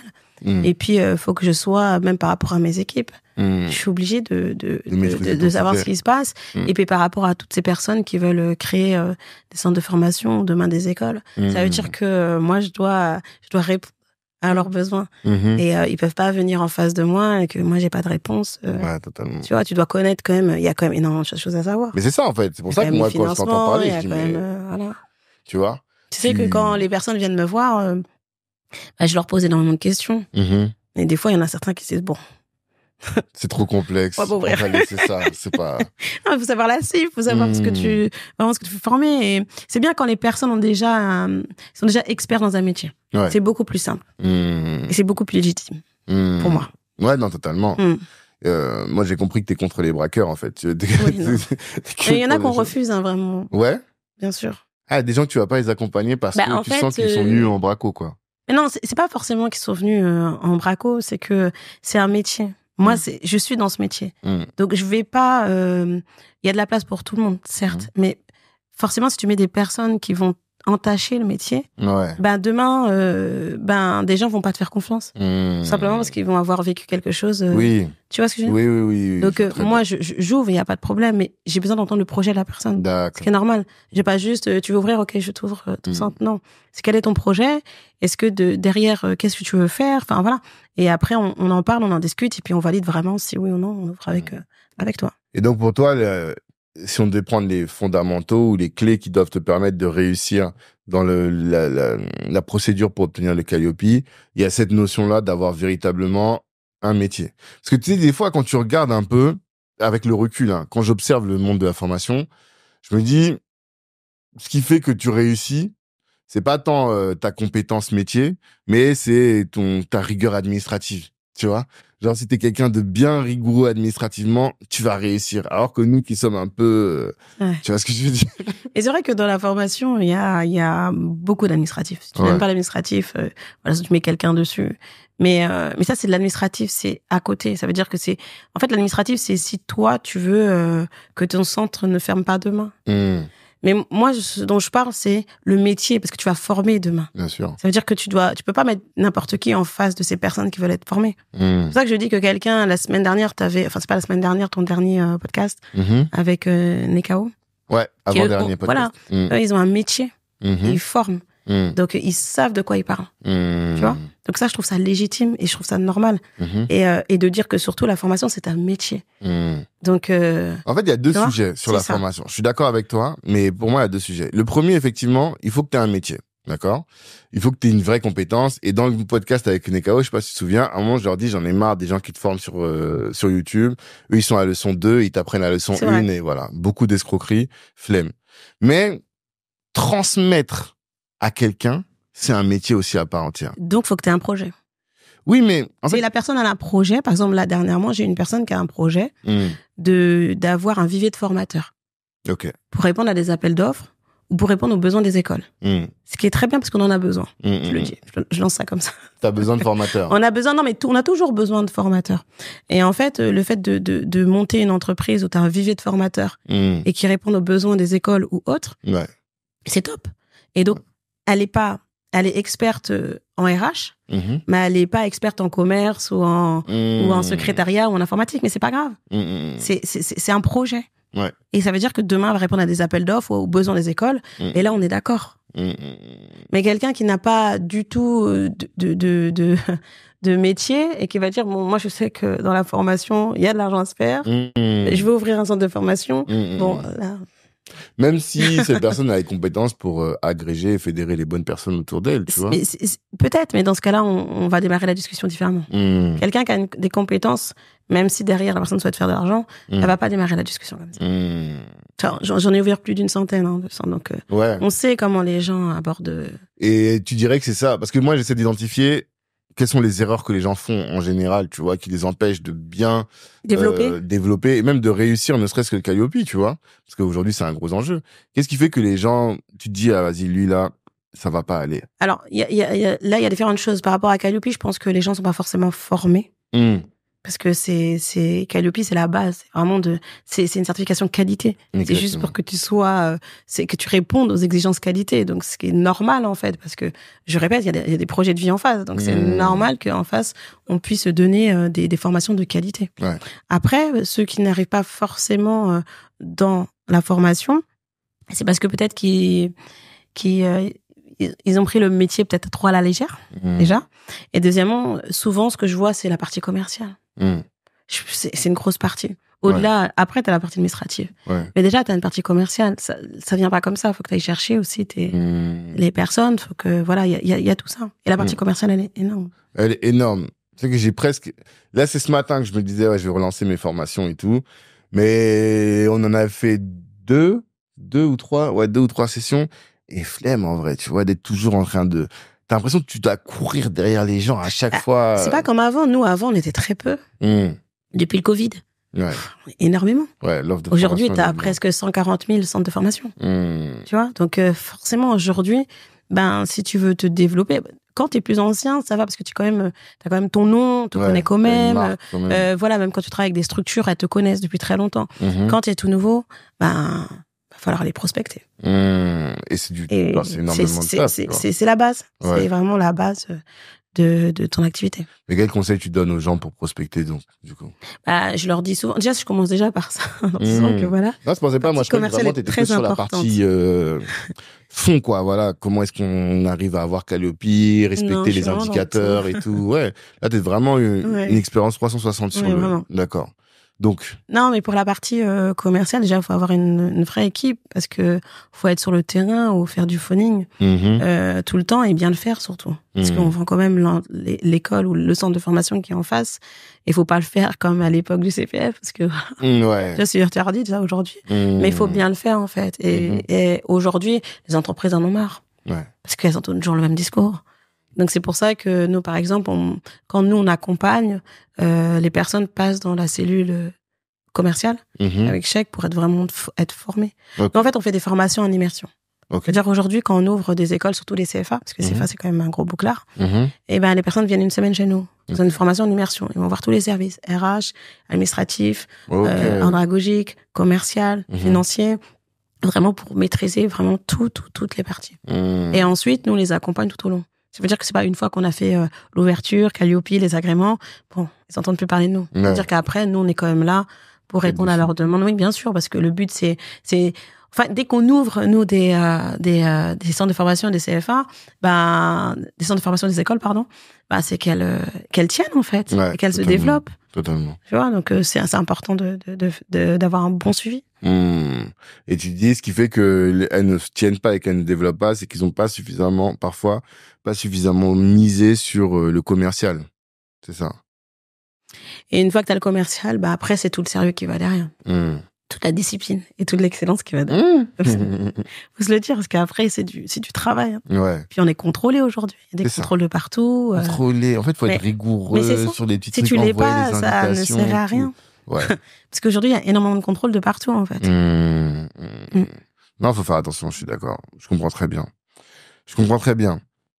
J'aimerais aussi qu'on parle maintenant d'un point de vue business, tu vois, parce que on a bien compris les valeurs, on a bien compris la personnalité qui t'a amené là où t'es et comment est-ce que tu opères toute cette affaire-là.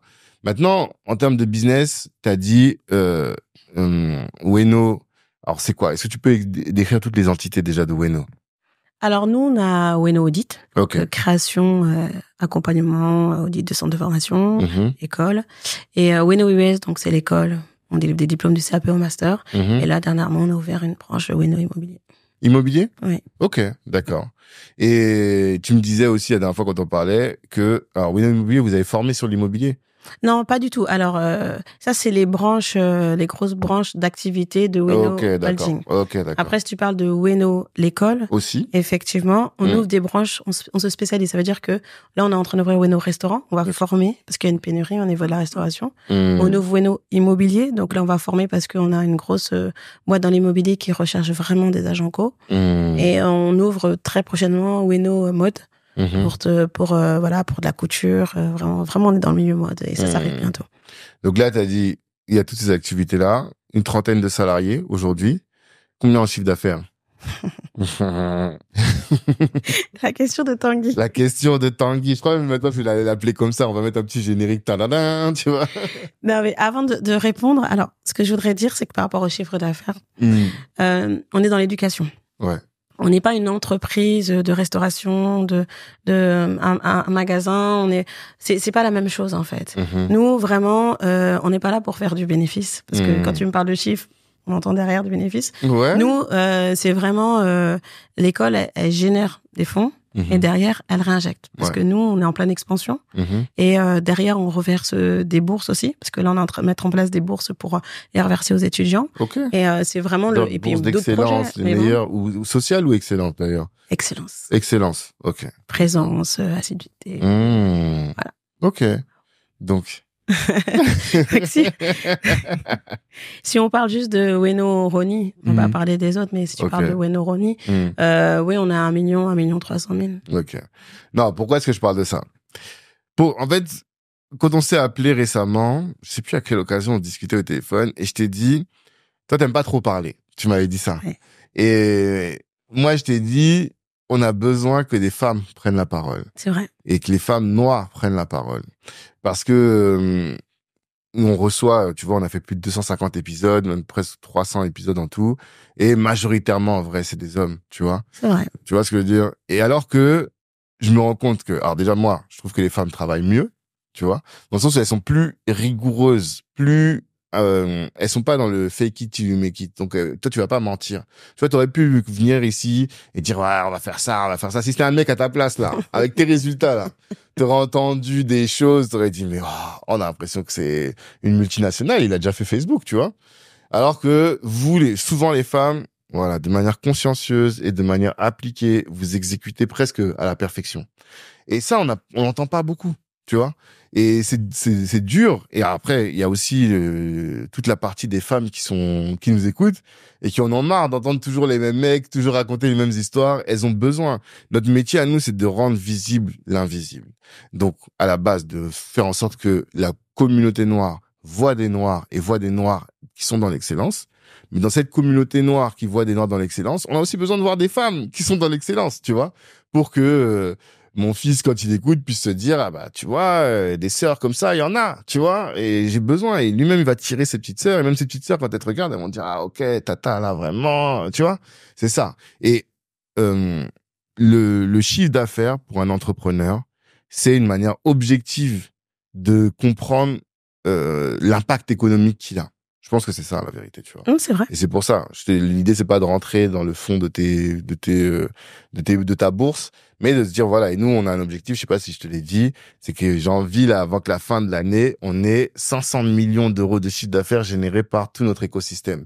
Et donc limite on va calculer tous les gens qui rentrent. Bah voilà, ils ont fait ça, ils ont fait ça, ils ont fait ça, ils ont fait ça, pour qu'au moins tout le monde puisse se dire bah voilà, la communauté Black Network elle pèse tant. Tu vois, et que demain, quand on va aller voir les décideurs, on va dire écoutez-nous, parce que nous, on n'est pas n'importe qui. On pèse tant de salariés, tant de trucs, et ça donne une autre puissance. Tu vois ce que je veux dire? C'est vrai. Et puis, je tiens à dire juste par rapport à ça que la communauté Black Network nous aide.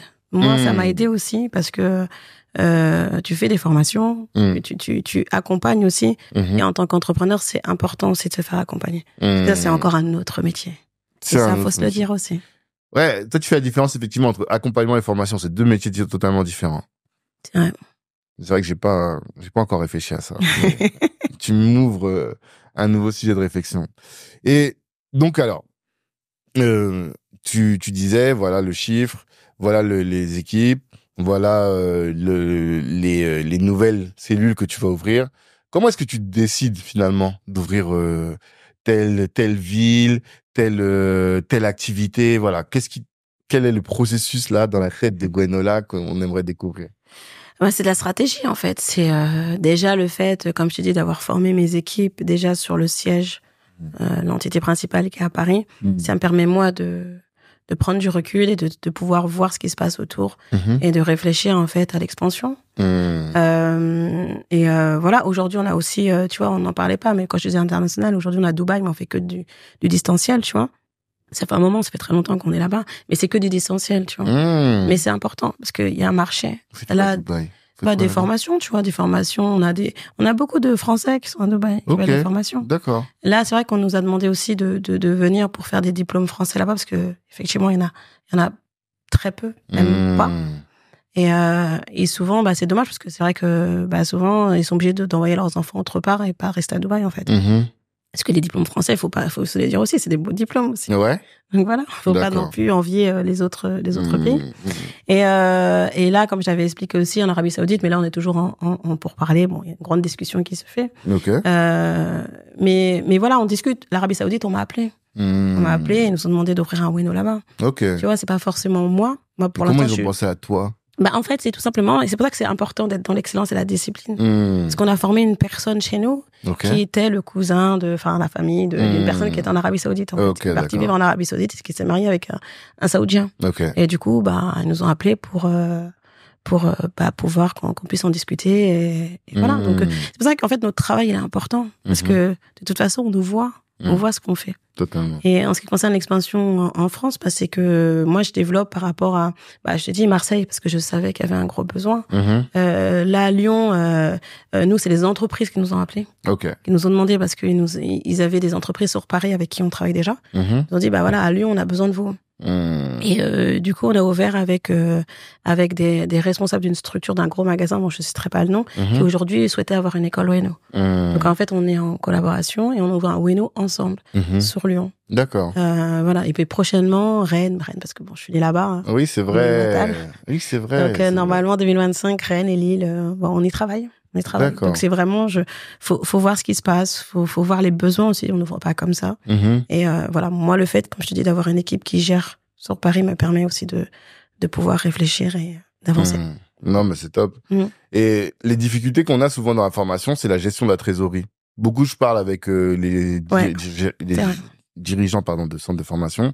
Ils m'expliquent ça. Ils me disent, suivant que c'est l'État ou même les entreprises, elles te payent avec beaucoup de décalage.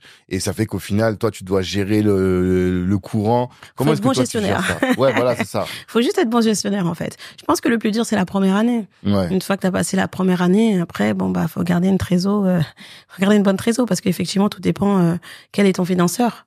Mais quand tu prends les OPCO, voilà, faut pas t'attendre à être payé le mois d'après. C'est ça. Il y a tout un processus et puis voilà, ils prennent leur temps. Enfin, surtout, pas tous, mais t'as des OPCO qui prennent énormément leur temps. Les entreprises également, elles ont un délai. Pôle emploi, tout dépend. Des fois, c'est la fin de la formation. Des fois, tu peux demander une avance. Voilà. Après, limite, le CPF, c'est dès que la formation est finie, t'envoies la facture, t'es payé un mois après. Ça, je crois que c'est eux les plus rapides, paradoxalement. Vraiment. Mais faut être bon gestionnaire aussi. C'est ça, hein? Non, vraiment. Et qu'est-ce que t'appelles concrètement être bon gestionnaire? Parce que ici, on a fait au moins 2 épisodes là pendant cet été où les gars disaient que ils se battent avec leurs financeurs, tu vois. Il y en a un qui était dans le transport, avec l'État, délai de paiement des factures 900 jours. Je sais pas si t'imagines. C'est énorme. Mais on a eu, c'était l'année dernière où les OPCO avaient pris énormément de retard. Ils payaient peut-être sous 8 mois. C'était énorme. T'imagines? Mais je sais pas si c'était du fait exprès ou parce qu'il y a eu quand même beaucoup d'ouverture de centres. Donc je sais pas si c'était fait exprès parce qu'il y a beaucoup de centres confirmés suite à ça. Ah, tu penses que c'est pour les mettre sous pression et que il y a eu beaucoup de choses qui ont été effectuées pour fermer les centres. Ouais. Voilà, pour écrémer, en fait. Ouais, exactement. Donc oui, mais c'est ce que je dis aussi quand on ouvre les centres. Faut être bon gestionnaire. Faut pas se dire demain t'as une somme qui tombe. Voilà, t'as quand même des charges. Faut être accompagné. Je pense que c'est important d'être accompagné de comptables ou autres, de personnes au moins spécialisées dans ça pour vraiment nous aider. Parce que ça aussi, c'est un métier. Ouais. Ça aussi, c'est un métier. On peut pas savoir tout faire aussi. Il faut aussi être accompagné. C'est très important. C'est un métier et au final, c'est le métier de l'entrepreneur. Parce qu'en fait, il y a la responsable pédagogique que tu es. Andragogique. Ouais, pardon. Andragogique. Responsable andragogique que tu es. Il y a la responsable de formation que tu occupes aussi, finalement, un petit peu. Oui, bien sûr. Et t'as l'entrepreneur, tu vois. Et il y a ce métier-là qui consiste à pouvoir piloter tous les services. Tout à l'heure, tu as beaucoup parlé des RH. Donc, on a bien compris comment est-ce que tu donnes confiance à la jeunesse pour qu'elle puisse monter en compétences et qu'elle puisse aussi te soutenir et prendre des responsabilités. J'ai bien compris en termes de culture d'entreprise, comment est-ce que tu fais pour faire diffuser les valeurs que toi, tu considères comme étant fondamentales. Et puis après, il y a tous les autres trucs, quoi. Tu as parlé du commercial. Comment est-ce que tu insistes sur la nécessité d'être équipé et même d'avoir conscience que le commercial joue un rôle important, notamment dans la formation. Et puis après, il y a la gestion, quoi. Et c'est là où j'essaie de comprendre, parce que moi, c'est pas du tout mon sujet, paradoxalement. Mais, peut-être pas paradoxalement d'ailleurs, mais c'est quoi les clés de la bonne gestion quand on a un centre de formation? Déjà, la bonne gestion humaine, je pense que c'est aussi ce que toi, tu es. C'est-à-dire que ton équipe, l'équipe est le reflet du responsable. Pour moi, je le pense vraiment ça. Et je pense que aujourd'hui, pour moi, c'est une réussite, ça, par exemple. Je pense que j'ai inculqué les bonnes valeurs à mon équipe, qui, je pense, déjà avait de bonnes valeurs de base. Tu les as sélectionnés aussi pour ça. Ouais. Parce que ça, c'est important. Et c'est pour ça que je dis que c'est beaucoup plus important que la compétence elle-même, parce que la compétence, tu peux l'apprendre. Parce que c'est moi qui va te la donner, de la dispenser, cette compétence. Et après, c'est toi, si oui ou non, tu vas réussir à maîtriser. Par exemple, chez nous, on a des personnes qui vont prendre tel ou tel métier, je les trouve motivés, ils ont envie de rentrer chez Ueno. Et après, peut-être que 6 mois après, ils vont changer de service. Ce qu'on leur dit toujours. Parce qu'on leur dit, là, tu as commencé là, mais ça se trouve, demain, tu es en administratif. Demain, tu voudras aller être au service achat. D'accord. Ou au service finance. D'accord. Mais c'est possible. Et ils ont le droit, en fait. Je pense qu'il faut être à l'écoute. Et moi, je pense être à l'écoute de mes équipes, énormément. Et je pense que, je le dis souvent, moi, sur mes équipes, je suis rien. Et c'est ça qu'il faut comprendre aussi. C'est-à-dire que ton équipe, elle fait tout, finalement. Et ça qui est bien, en fait. Et moi, je leur remercie énormément. Parce qu'ils sont très, très, très bons. Ah, mais après, très talentueux. Ils sont dans le bon cadre aussi qui leur permet de... Il y a la dimension 1 de comment tu les as sélectionnés. Moi, je suis même curieux de savoir comment est-ce que tu arrives à détecter. Je pense que ça, je ne saurais même pas l'expliquer. Ouais. Parce que je pense que ça, c'est propre à moi, en fait. Je pense que toi, tu auras peut-être ta manière. Moi, il y a des choses qui, pour moi... voilà, peut-être des façons, tu vois, la politesse, des choses qui font que je me dis, ça, on le voit plus. Tu vois? Voilà, moi, j'ai un petit jeune, il a 18 ans, mais énormément poli. Et ça, on le voit plus trop. Très, très, très poli. Ouais. Et c'est bien. Et lui, il veut monter. Et il se dit, moi, Ueno, là, tu verras, dans 2 ans, je vais être responsable, je vais travailler pour. Et c'est super valorisant, en fait. C'est bien parce que... Et là, il est rentré, il fait quoi? Il est en alternance? Là, il est chargé andragogique. Ok. Il est en alternance. Il est encore en alternance. D'accord. Et donc, comme il a vu qu'il y a d'autres jeunes qui ont grimpé les échelons, gravi les échelons à l'intérieur de la structure, il se dit, ouais, voilà. On ne ment pas, c'est une vérité. Ouais. Surtout que Ueno grandit, donc il y a des postes. Beaucoup de postes. Ouais, les gars peuvent commencer à se projeter en se disant, voilà, moi aussi, je peux avoir ma place dans l'entreprise, quoi. C'est ça. Non, mais c'est intéressant. Et quand je parlais de gestion, je parlais aussi de la gestion financière. Tu vois, concrètement, est-ce que, par exemple, tu as des KPI ou des éléments qui te permettent de dire, bon, voilà, quand j'encaisse tant, je dis, je vais mettre tant de côté parce que je sais que je dois gérer la trésor pour plus tard. Est-ce que c'est des choses comme ça?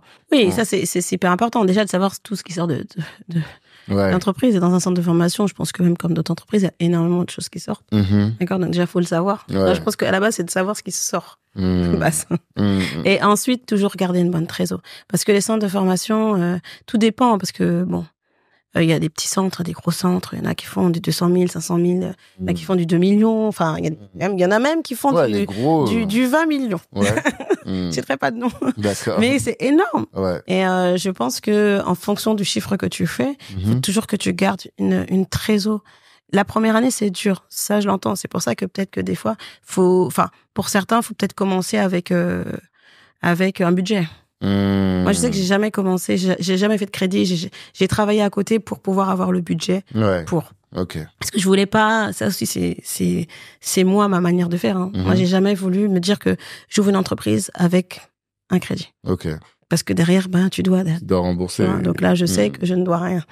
Donc ça, c'est très important pour moi. Mais si, faut quand même commencer avec quelque chose parce que tu peux pas commencer sans rien. Parce que dès le départ, tu as des formateurs à payer. Dès le départ, tu as des personnes à payer, tu as des locaux à payer. Et aujourd'hui, ils contrôlent énormément les locaux, etc. Donc, autant avant, c'était un peu plus souple, on va dire. Mais aujourd'hui, c'est très, très, très réglementé, très contrôlé. Mais tu y arrives quand finalement tu es rigoureux sur ta gestion. Et c'est ça. Et comme je dis, parce qu'entrepreneur, tu gères tout. Ouais. Comme tu disais tout à l'heure, RH, financier, enfin voilà. Faut aussi être accompagné d'experts. Totalement. Et tu gères même marketing, com, tout ça, c'est des choses... la seule chose que je n'arrivais pas à gérer, je te le dis, c'est la communication. Okay. Alors moi, je vais être très forte en RH, en finance, commercial, tout ce que tu veux. La seule partie que je n'arrivais pas à gérer, c'est la communication. Mais aujourd'hui, j'ai trouvé quelqu'un... Tu es bien accompagné. Je suis extrêmement bien accompagnée. Parce que c'est très difficile de trouver des personnes qui comprennent ce que tu veux. Enfin, moi, j'ai travaillé avec énormément de personnes. Et souvent, c'était ce que elles aimaient. Ouais. C'est-à-dire, là, c'est bien, c'est comme ça. Mais c'est parce que toi, tu as envie de véhiculer, en fait. Et la communication, c'est très dur. Et c'est un vrai métier. Non, totalement. Totalement. Marketing et c'est des sujets qui sont particulièrement importants, paradoxalement. Vraiment. Parce que là, tu vas arriver sur le commercial. Il y a la com et marketing qui vient avant pour faire en sorte que les gens puissent vendre. Et si t'as pas mal fait ta com, tu pourras mal vendre. Tu vois. Enfin, tu pourras pas vendre même au final, tu vois. Alors nous, c'est vrai que même si on n'avait pas trop de com au début, on vendait parce qu'on avait cette expertise métier. Et que, bon, moi ça fait longtemps que je suis dedans, donc j'avais quand même un nom dans la formation. Mais aujourd'hui, avec la communication, c'est mieux, c'est plus simple, c'est plus facile. Enfin. Voilà. Et ton rôle aujourd'hui, enfin ta volonté, j'ai l'impression aujourd'hui, c'est aussi de passer à un autre niveau. C'est-à-dire au-delà d'être reconnu sur la dimension formation au sens strict, j'ai l'impression que tu as besoin plus aussi d'être reconnu au niveau institutionnel pour que les gens comprennent que ta vocation, finalement, elle est politique aussi, tu vois. Vraiment. De régler le problème de l'ascenseur social, de donner accès à certains jeunes à transformer leur vie, à être mieux insérés, à mieux s'épanouir dans la société française. J'ai l'impression que c'est ce que je ressens aussi chez toi. Oui, vraiment. Weno, c'est une école alternative. Et auprès du gouvernement, oui, on aimerait être aussi connu, reconnu auprès d'eux, parce que souvent, ils travaillent avec des écoles. Bon, on va pas parler de l'éducation nationale, parce que c'est eux, finalement. Mais au niveau des écoles alternatives, je pense que nous, on fait le travail. Ouais. Je pense que nous, on est légitime aujourd'hui d'être positionnés. Et d'aujourd'hui, que ces jeunes soient orientés, et adultes, soient orientés vers Weno. Parce que nous, on fait vraiment le travail. Nous, on est vraiment, comme je te dis, nous même aujourd'hui, mon équipe, c'est très important qu'ils comprennent, tu vois. Et comme tu disais, donner du sens. Ouais. Et aujourd'hui, peu importe qui rentre à Weno, peu importe, ils vont voir le chargé administratif, responsable RH ou autre, ils vont sentir des gens impliqués. Totalement. Et des gens qui ne jouent pas avec le projet de vie des personnes en face. Et quelles sont les politiques, entre guillemets, auxquelles tu aurais besoin d'accéder? Parce que la décision, elle se prend où? Elle se prend au niveau de l'État, au niveau des régions, au niveau des départements, au niveau des villes? Au niveau de tout, en fait. C'est tous les niveaux, en fait, finalement, tu vois. C'est tous les niveaux. Et tu vois, on entend beaucoup parler, je vais peut-être pas, enfin, peu importe, on peut citer leur nom, tu vois, on va parler de l'AFPA, du CRETA, ils sont très implantés. Tu vois, même quand il y a des appels d'offres, tu peux faire ce que tu veux, tu sais très bien que eux vont gagner le marché, quoi qu'il arrive. Ça arrivera peut-être après. Mais je pense que aujourd'hui, faut que l'État se rende compte que on est dans une nouvelle ère. Ça a changé. Et qu'aujourd'hui, faut pouvoir, je te dis, appliquer déjà l'andragogie, c'est hyper important, de pouvoir vraiment centrer notre métier sur l'étudiant, ce qui n'est pas fait partout, faut le dire. Et arrêter de se dire que l'étudiant doit s'adapter aux profs, aux formateurs. C'est l'inverse. On doit s'adapter à eux. Nous, comme je dis, je le répète, nous, on est des outils pour qu'ils puissent monter en filière ou s'insérer ou se réinsérer. C'est vraiment important. Et je dis, moi, c'est un souhait, vraiment, c'est un souhait. C'est pour ça que je te dis que je veux que Weno soit connu et reconnu. Et même au niveau politique. Au niveau politique. Et quand tu dis on doit s'adapter aux étudiants, est-ce que c'est pas difficile quand tu es un système de t'adapter à des gens qui sont fondamentalement différents, en fait, tu vois? C'est notre travail. Ça s'apprend. Ouais. Il y a des méthodes pour ça. Comment je te donne une méthode, un exemple. Tu vois, souvent dans l'éducation nationale, t'as un professeur, c'est le sachant. Il va te faire un cours magistral. Je sais, je connais, écris. D'accord? Nous, notre méthode, on va avoir une méthode découverte. Ça veut dire que tu vas avoir le formateur. Lui, il va savoir quel cours il va faire. Mais c'est l'étudiant qui va créer le cours. Il va avoir un fil conducteur, mais il va créer lui-même le cours. Avec un groupe de 2, 3, enfin voilà. Et ils vont créer le cours, ce qui veut dire qu'ils vont déjà aller chercher l'information. Déjà, quand tu vas chercher l'information, t'apprends plus facilement, on est d'accord. Et après, le formateur est là pour réguler. Et faire des cours magistraux, on n'en fait pas énormément. Tu vois, quand t'arrives un lundi matin, tu sors d'un week-end, un cours magistral, c'est dur. Ou un vendredi après-midi. Mais plutôt une méthode découverte ou interrogative, ou faire. En fait, c'est eux qui doivent faire vivre le cours. C'est pas aux formateurs, en fait. C'est intéressant, ça. Je savais pas que ça allait à ce niveau-là dans la pédagogie. Mais où est-ce que vous avez trouvé les sources? Est-ce qu'il y a des gens qui documentent, qui ont créé de la doc sur ce sujet-là? Quelle est votre inspiration en tant que centre de formation, en tant qu'école? T'as des formations pour ça, déjà. T'as des formations qui te permettent d'apprendre ça. Après, t'as l'andragogie, elle est pas née comme ça. C'est Monsieur Knowles, enfin, je dis pas si je dis bien, Malcolm Knowles, qui a vu cette approche, en fait. Et t'as de la documentation dessus. Mais c'est beaucoup plus poussé. Là, je t'en ai parlé, mais vraiment rapidement. Mais c'est beaucoup plus poussé. C'est pour ça que je te dis que c'est vraiment un métier. C'est pas juste former et se dire, moi, même l'accompagnement. Il y a un accompagnement, il y a des entretiens, tu les fais différemment que si tu fais un entretien à l'école avec un prof d'orientation qui va te dire, non, c'est que normalement, toi, tu ne peux rien dire. C'est vraiment à l'étudiant de tout sortir. Tu vois? Et tu dois pas induire les réponses. Tu vois? Et c'est hyper important. Parce que t'as des personnes, par exemple, qui vont être dans une filière. Et tu te rends compte que finalement, c'est peut-être pas la bonne. C'est pas à toi de lui dire. Il faut qu'ils s'en rendent compte. Pour qu'ils s'en rendent compte, il y a des méthodes pour ça. Parce que tu peux pas le frustrer. C'est ça qui est important. Et c'est ça la différence avec la pédagogie. Tu vois? C'est grave intéressant parce que ça, tu vois, j'en ai jamais entendu parler. Mais tu vois ce que je veux dire? Ouais. Et c'est paradoxal parce qu'on se connaît bien quand même, on parle beaucoup. Enfin, j'ai jamais... Pour moi, la spécificité de l'école Ueno, c'était la dimension très... on taquine souvent avec le venez comme vous êtes, tu vois. Genre, ça, on accepte tout le monde, tous les types d'étudiants. Voilà. Mais pendant la discussion, je crois à 3-4 reprises, tu as employé le terme école alternative. Et je me demandais, toujours en fond, mais en quoi l'école est si... c'est moi. Ah, d'accord. Pourtant, je pense avoir mis en... Mais bon. Ouais, en quoi l'école est-elle si alternative que ça?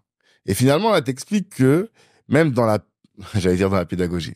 L'andragogie. Ouais, mais justement, c'est pas tant dans le la terme méthode, andragogie. dans l'approche. Dans l'approche de la transmission de la connaissance. C'est ça, t'as tout. Et finalement, ouais, vraiment de la transmission de la connaissance. Eh bien, il y a une spécificité qu'on n'a jamais entendue, tu vois. Ça. Et on parle des hoodies et tout, ça c'est des éléments presque marketing. Mais le fait, par exemple, que tu frustres pas l'élève et que tu le laisses, que la solution elle vienne de lui plus que on n'est plus sur du top to down, tu vois, presque. Là, on est vraiment sur presque de la collaboration. Mais c'est tout à fait ça. Mais ça, c'est des dingueries. C'est pour ça que je dis que même on va au-delà. Le fait de travailler bureau ouvert, c'est très important. Quand tu rentres dans une école et que tous les bureaux sont fermés, c'est très dur. C'est déjà une barrière.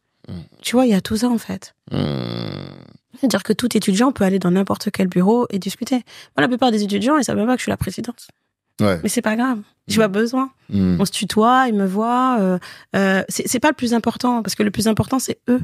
Ouais. C'est ça qu'il faut se dire. Le plus important c'est eux. C'est pas de savoir qui est président. Enfin, voilà. Non, franchement, tu sais que c'est passionnant. Et en fait, je me rends compte. En fait, pour moi, j'essaie d'identifier quels sont les pièges. Je réfléchis même presque là au titre du podcast parce que il y a la dimension donc andragogique, ou plutôt ce qui est fondamental dans tout ce que tu fais. Il y a les valeurs d'une part, et les valeurs qui mettent l'étudiant au centre et qui ont cette volonté d'accompagner les jeunes de la diversité quand même massivement, on peut le dire, voilà, à se transformer finalement, à se transformer pour une meilleure insertion professionnelle. Et après, maintenant il y a le comment. Donc au début c'était le why et maintenant c'est le comment. Et le comment aussi, il est innovant finalement, tu vois. Et il est innovant dans le sens où il permet de transmettre l'information d'une manière qui est totalement différente de comment on le fait ailleurs, d'une manière alternative. Et c'est ça qui fait que finalement, quand tu les intègres dans une entreprise, c'est pas les mêmes profils. Ouais. Mais peut-être qu'eux, ils sont frustrés un peu quand ils rentrent dans des entreprises ou que ça revient de manière un peu Et c'est pour ça archaïque. qu'on est beaucoup avec les entreprises. Ouais. Parce qu'il y a un travail à faire des deux côtés. C'est pour ça que je te dis qu'il y a un suivi, mais non pas que auprès des étudiants, aussi auprès des entreprises. Je comprends mieux. Non, c'est top. Franchement, limite, t'as envie d'être étudiant pour aller voir comment ça se passe. Tu peux venir. Là, parce qu'on a des souvenirs de la fac et ma petite sœur, justement, qui est en... Bon, je raconte ma vie, mais c'est pas grave. Ma petite sœur, là, qui est en prépa et qui sort d'un BUT. Et elle disait que déjà en BUT, elle trouvait que c'était intéressant, ils étaient en petits groupes, il y a une meilleure interaction. Et là, pour sa prépa, elle est en fac. Et elle me dit, j'ai du mal parce que, justement, en fac, t'as un gars qui est là devant son ordi et il parle et il s'en fout si vous comprenez ou vous ne comprenez pas, oui, quoi, ça, tu vois. Mais après, c'est adapté à certains. Ouais. Et pas à tout le monde. C'est pour ça qu'il y a, voilà, il y a l'école alternative. Parce qu'en fait, on est bien tous différents. Donc, on peut pas tous être mis dans une case. Et avant, c'est vrai qu'on avait que l'éducation nationale. Ouais. On était tous mis dedans et en fait, si t'avais moins de 10, t'étais nul. Ou t'avais pas travaillé. Alors que peut-être que t'avais des freins. Et peut-être que la méthode pédagogique de ton professeur n'était pas la bonne pour toi, en fait. Parce qu'on est tous différents. Il y en a qui préfèrent entendre. Il y en a qui vont préférer écrire pour le cours. Il y en a qui vont préférer faire. Et c'est que certains apprennent, on va tous apprendre d'une certaine manière. Et c'est là la différence, en fait. C'est que le formateur doit s'adapter et pouvoir, travailler sur tous les points pour s'adapter et pouvoir, satisfaire celui qui a pas besoin d'écrire, qui a juste besoin d'écouter, celui qui a besoin de faire ou celui qui a besoin d'écrire, en fait. Non, c'est top. Vraiment, vraiment, c'est bien. Ueno, on va pousser le projet pour qu'il y ait un maximum de jeunes qui ne se sentent pas ou qui comprennent que l'école n'est pas adaptée à leur type d'intelligence ou à leur mode de fonctionnement, et bien qu'ils sachent que il existe des écoles des écoles qui leur permettront d'être épanouis dans leur formation pour aller vers les métiers. Mais ça veut dire il faut que tu formes dans encore plein d'autres métiers en vrai. Aujourd'hui, il faudrait que tu fasses du droit, il faudrait que tu fasses en fait, c'est le but aussi de Ueno, c'est que là on grandit en s'associant en fait avec des experts de certains domaines. OK. Parce que en fait, c'est ce que je te dis, c'est que par exemple, moi je vais pas les former en droit. Parce que derrière, faut pouvoir regarder si le formateur dispense bien le savoir. Bien sûr. Donc, il y a un niveau. J'en ai fait du droit, mais j'en ai pas fait à un niveau très, très longtemps. Tu sais quoi. Poussé, voilà. Donc, si tu le fais avec des experts. Ouais. Tu vois? Mais des experts, en fait, il y aura des experts qui sont, tu vois, comme moi, tu me mets sur des sujets de droit juridique, j'ai aucun problème. Mais j'aurais pas la pédagogie dont toi tu parles. Parce qu'en plus, nous-mêmes, on a été formés à une école où t'es là et tu parles. Chez nous, t'as un référent. T'as un référent formateur qui est très, très ancien. Qui fait d'ailleurs la formation de formateur. Lui qui a les méthodes qui suit les nouveaux formateurs. Ouais. Okay. Nous, on a des formations, si tu veux, pendant le SAS de pré-rentrée des étudiants. Les formateurs aussi ont leur SAS. Tu vois? Et on les forme pour qu'ils commencent bien l'année, que voilà, nous on a suivi, parce que nous on a suivi derrière pour regarder si vraiment ils déposent les cours, si les cours ont été faits. Il y a un gros suivi derrière. Parce que sinon tout le monde fait n'importe quoi. Non, c'est top. Et on fournit pas les cours qu'il faut. C'est réel. Non, franchement, intéressant. Et l'Afrique dans tout ça? J'espère. T'espères, c'est-à-dire? J'aimerais bien, en fait, je peux pas trop en parler, mais là, on est en discussion, parce qu'on aimerait bien faire quelque chose, déjà, en commençant par le Sénégal. Ouais. Forcément. Forcément, t'aurais pu dire le Cap-Vert, hein? Non. Je suis désolée, Sénégal. Je sais que ton pays de cœur, c'est le Sénégal. Ok. Mais même, oui, c'est vraiment, le Sénégal, pour moi, c'est là où je dois démarrer, en tout cas en Afrique, pour moi. Et vraiment, ça, c'est mon souhait, vraiment, de pouvoir développer en Afrique. Ce serait Ueno, t'aimerais faire du Ueno à Dakar? Parce que je sais que t'as fait beaucoup d'humanitaire. Ouais. On n'en a pas parlé depuis tout à l'heure, mais c'est quand même une grosse partie de tes activités. Est-ce que tu peux expliquer un peu? Moi, je fais de l'humanitaire depuis très longtemps. Je pourrais même pas te dire depuis combien d'années. Et c'est quelque chose qui est très important pour moi. Et ça fait partie de mon côté altruiste. Et je me sens aussi utile. Et puis pour moi, c'est important. Surtout quand on est entrepreneur, on peut demain, aider les personnes les plus démunies. Et c'est vrai que je vais souvent au Sénégal. Ouais, j'ai vu quelques vidéos. Voilà, on a fait, on est surtout axé sur tout ce qui est nutrition, éducation. D'accord. Très important aussi. Et aujourd'hui, on aimerait faire des mini-écoles. Des mini Ueno, en fait, en Afrique, dans les coins les plus reculés. D'accord. Parce dernièrement, on avait créé une salle de cours parce que souvent, les enfants dans les coins reculés font cours dehors. Ou sinon, ils sont presque 120 dans une salle. C'est énorme. Donc, le but, nous, c'est de pouvoir, en fait, créer des écoles, des mini Ueno, et de pouvoir, en fait, entretenir cette école et qu'on puisse nous tous les ans y aller et fournir le repas le midi pour les enfants et voilà. Mais pour ça on a aussi besoin du gouvernement, faut se le dire. Donc tu vois, tout se fait pas non plus tout seul. Il faut aussi que le gouvernement puisse nous aider. Bien sûr. Mais parce que sur l'éducation, c'est tellement fondamental dans la transformation d'un pays que c'est pas normal que ce soit des opérateurs privés qui assument toute la nous, c'est ce qu'on voit et c'est vrai que c'est pas normal du tout. On voit des choses, Enfin, pour moi, je peux pas rester comme ça sans rien faire. C'est pas possible pour moi. Donc moi, j'ai besoin d'aider et j'ai besoin de me sentir vraiment utile. Et ça, pour moi, c'est la base de tout. Et c'est vrai que, pareil, parce que tu as dit que tu voyais l'équipe dans les voyages humanitaires, l'équipe de Ueno part aussi en voyage humanitaire. Elle est impliquée. Et normalement, en avril de l'année prochaine, on est censé partir. D'accord. Au Sénégal. Encore au Sénégal. Ouais, mais là, on veut vraiment commencer le projet des écoles, des petites écoles, les mini-écoles, mini Ueno. À quoi elle ressemble l'Afrique idéale pour toi? Wow. Quelle question. Pour moi, l'Afrique, c'est un continent de la richesse. Mais j'aimerais qu'on le voit vraiment, en fait. C'est ça, en fait. Parce que je sais qu'on a le continent le plus riche, mais en tout, hein, même humainement. Enfin, ça reste mon avis, hein. Mais pour moi, c'est vraiment le continent le plus riche dans beaucoup de domaines. Et aujourd'hui, j'aimerais bien qu'on le voit vraiment. Et que on puisse se développer et que même la formation puisse être un outil utile pour permettre à tous les pays d'Afrique de pouvoir se développer et montrer quand même pas mal de choses. Parce que je trouve que on voit pas assez les talents et on en a beaucoup. Et je pense que beaucoup viennent en France, mais il y a tellement de choses à faire en Afrique. Même nous, les premiers, il faut qu'on reparte. Faut qu'on reparte pour développer là-bas. Non, mais vraiment. D'où le sens de ma question. C'est pour ça que je te pose la question. C'est le but. Tu vois. Moi, mon but, c'est de démarrer, au Sénégal. D'accord. Donc, de lancer Ueno aussi, d'accord. Oui, là, on est en discussion aussi avec une personne, chaque mois, et on est en train de voir avec elle pour qu'elle puisse nous aider, en fait, sur le projet. Ok. Parce qu'elle est déjà un peu dessus, mais elle est sur des soft skills. Mais nous, on veut aller sur quelque chose de beaucoup plus poussé et donner vraiment de pouvoir donner des diplômes au Sénégal. D'accord. Non, c'est top. Un sujet une question que je pose souvent, c'est celle liée à la santé mentale. Gérer, diriger cette entreprise-là dans le contexte que tu connais, qui est celui d'être un peu disruptif, de faire les choses différemment, développer, aller là-bas, Marseille, Lyon, Paris, Dakar demain, et même Rennes et Lille. Enfin voilà, la charge mentale doit être importante, tu vois. Et on en parlait la dernière fois où tu disais oui, maintenant j'essaie de gérer, là c'est la rentrée, on est tous dans nos difficultés de struggle de parents.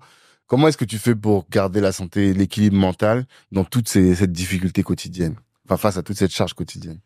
Déjà, que je répète encore, j'ai une très bonne équipe. Ouais. Déjà. Après, moi, j'ai pas l'impression de travailler. Je te dis, la formation, c'est une passion pour moi. Donc, au contraire, quand je suis au travail, moi, je suis tellement heureuse. Il y a du travail, certes, mais comme c'est une passion, tu sens pas cette charge. Après, tu sais, au-delà d'être entrepreneur, je suis maman. Ouais.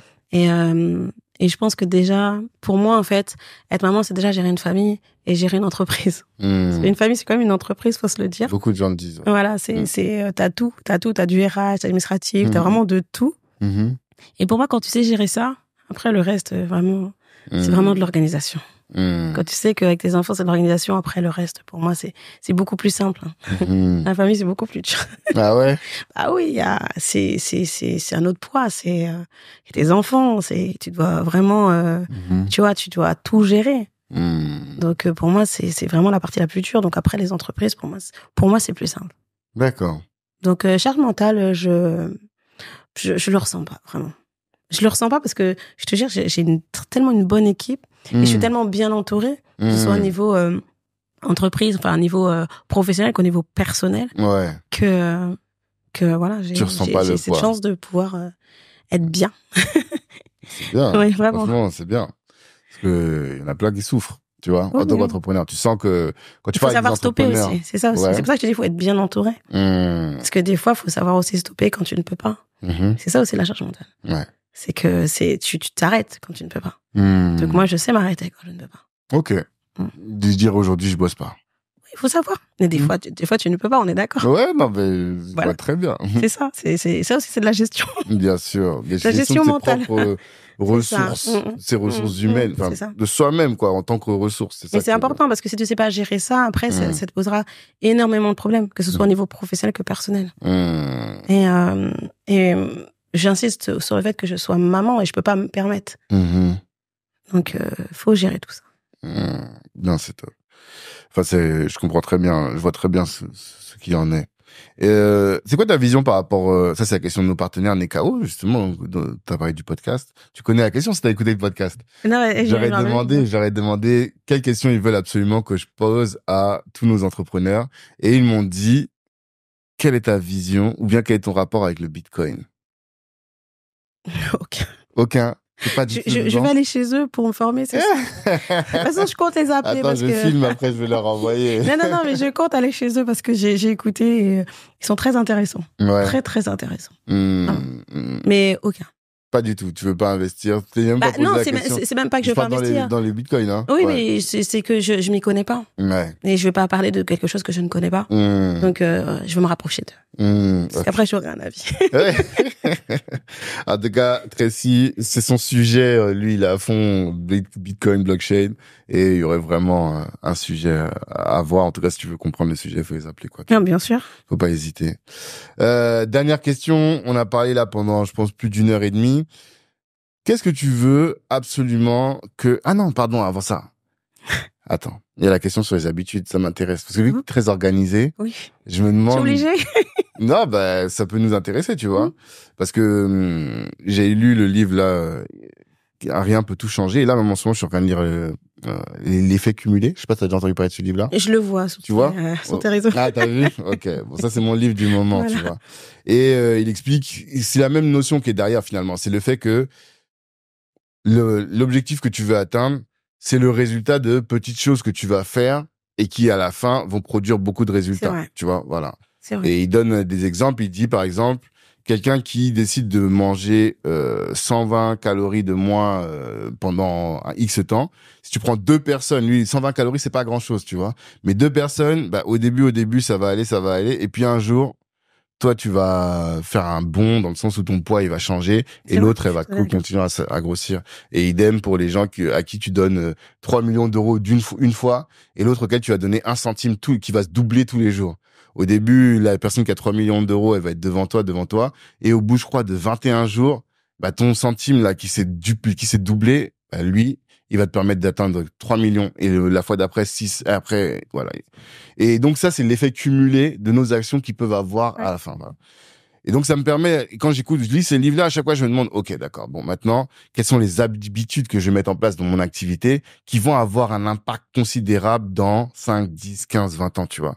Et c'est pour ça que j'essaie de comprendre quelles sont les habitudes des entrepreneurs. Est-ce que toi, il y a une habitude que tu as mise en place depuis que tu as lancé, tu t'es dit, ah, ça, vraiment, c'est ce qui fait la différence entre moi et le reste? Bien sûr.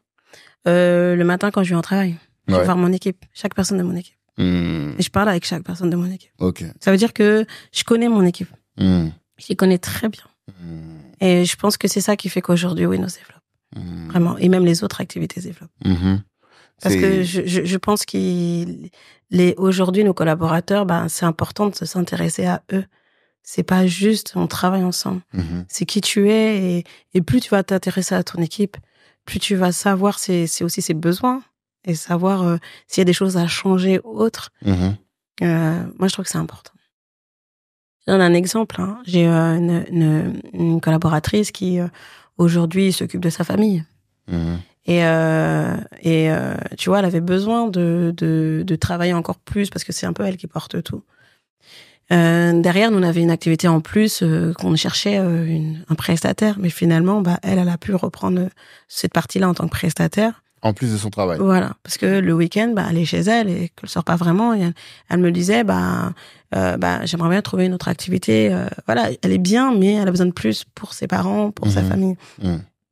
Le fait d'écouter tes collaborateurs, c'est de lui proposer, c'est de lui dire, écoute, prends cette activité-là, on va te former et tu pourras travailler le week-end sur ça, etc., sur sa partie entrepreneur. Enfin, voilà, parce que c'est une entreprise entrepreneur à côté. Okay. Donc ça lui permet de voilà. En tout cas, de et moi je pense que mon habitude c'est vraiment de parler avec mes équipes. Vraiment prendre du temps avec eux et je pense que c'est ça qui fait qu'aujourd'hui ils restent avec moi et qu'on grandit ensemble en fait. Tu vois, j'ai bien fait de poser la question. C'est pas pour rien que cette question m'est revenue. OK. Top. À tous, je vous remercie d'être restés là jusque-là. Je vous donne rendez-vous la semaine prochaine pour un ou une autre invitée. Je pense un autre invité. Et je sais déjà que il sera aussi inspirant, aussi intéressant que l'a été Gwenola.